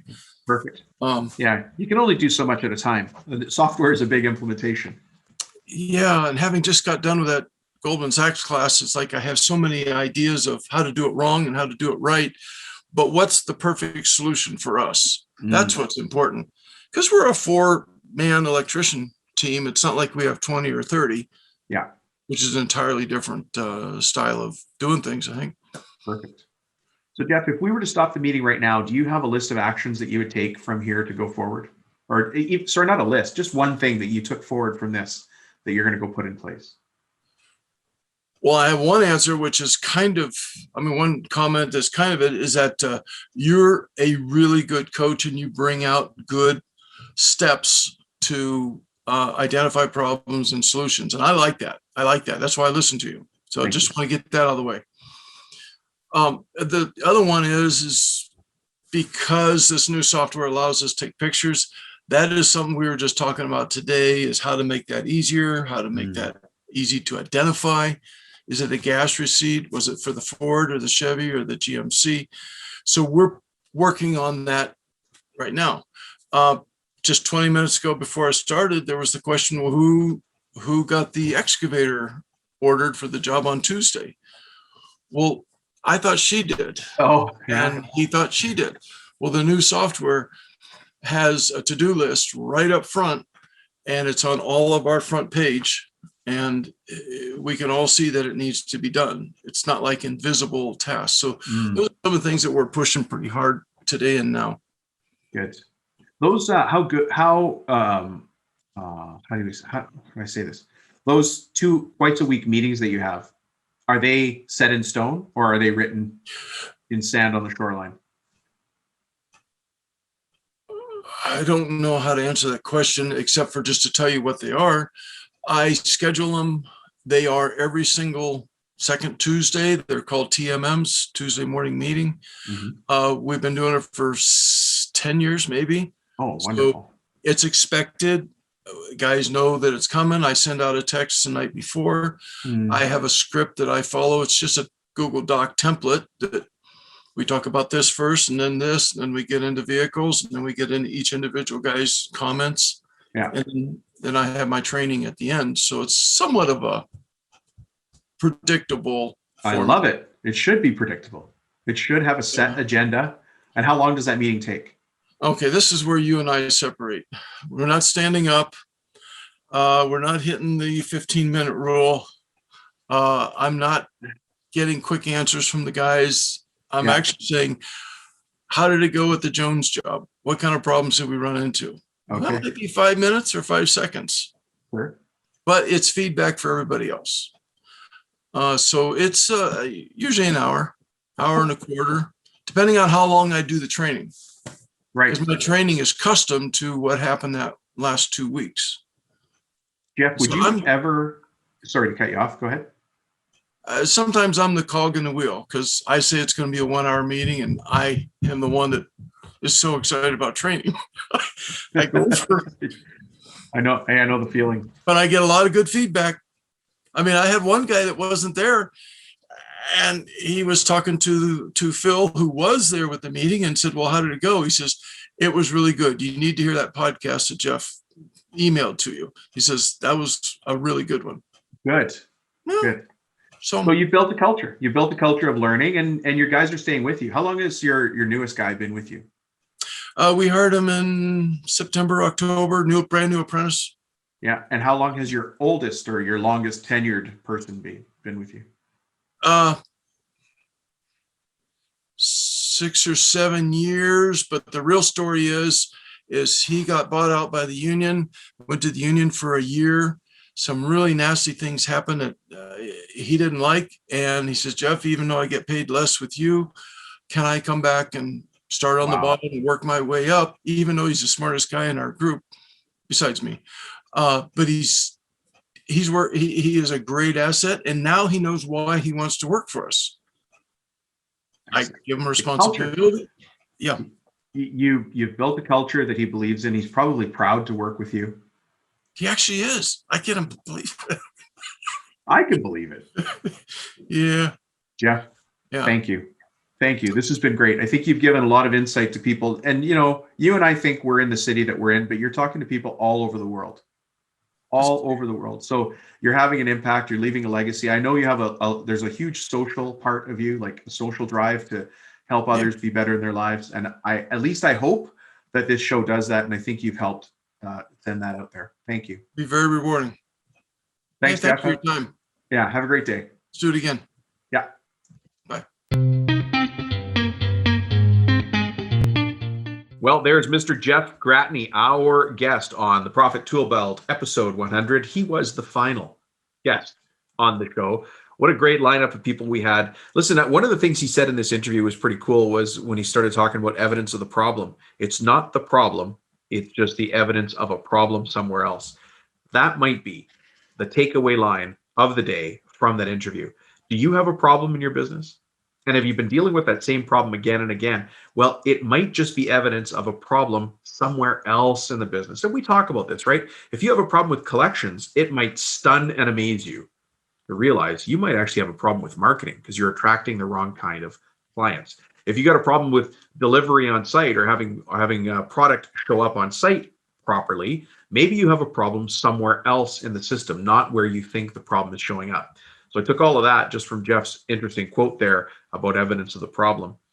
A really good reminder here is that I was using a specific type of coaching to work with all 4 of these guests, and that is the 5-step coaching format. If you want to use this, it's only one leadership style. It certainly isn't a style that you use for every single situation. It's one of the tools in the bag of tricks that I have over 21 years of being a business coach, learning, training other business coaches. I've been doing that for a long time too. But the steps that I've been following, if you think back to it, follow these steps. Identify the issue, brainstorm some solutions, anticipate roadblocks, solve it on paper, implement the situation, and then check back. 1, 2, 3, 4, 5, 6. You'll notice there were 6 steps there, right? Number 1 was identify, 2 is brainstorm, 3 is anticipate, 4 is solve it on paper, 5 is implement, and 6 was check back. Well, I can't check back. I could check on when we're in the contractor strategy group or when I get feedback from you. That's how we can check back that this is valuable. All right, listen, a lot of great stuff here from Jeff. We talked about a lot of stuff. Did he have a communication issue or a process issue? Jeff is very, very focused on growing his business. And so what you heard from Jeff was already a lot of solutions because he's been in the goal setting and putting goals in place for a long time. And so he's quite advanced in that. So it was nice to hear somebody who is so set on his path and he knows where he's going and he knows what's next. So a bit of a different interview than some of the other ones you hear throughout not only this episode, but all the episodes I do. Anyways, thanks for checking in, folks. Hope you have a great day. There are more segments coming up in this show, so we'll talk to you in those as well.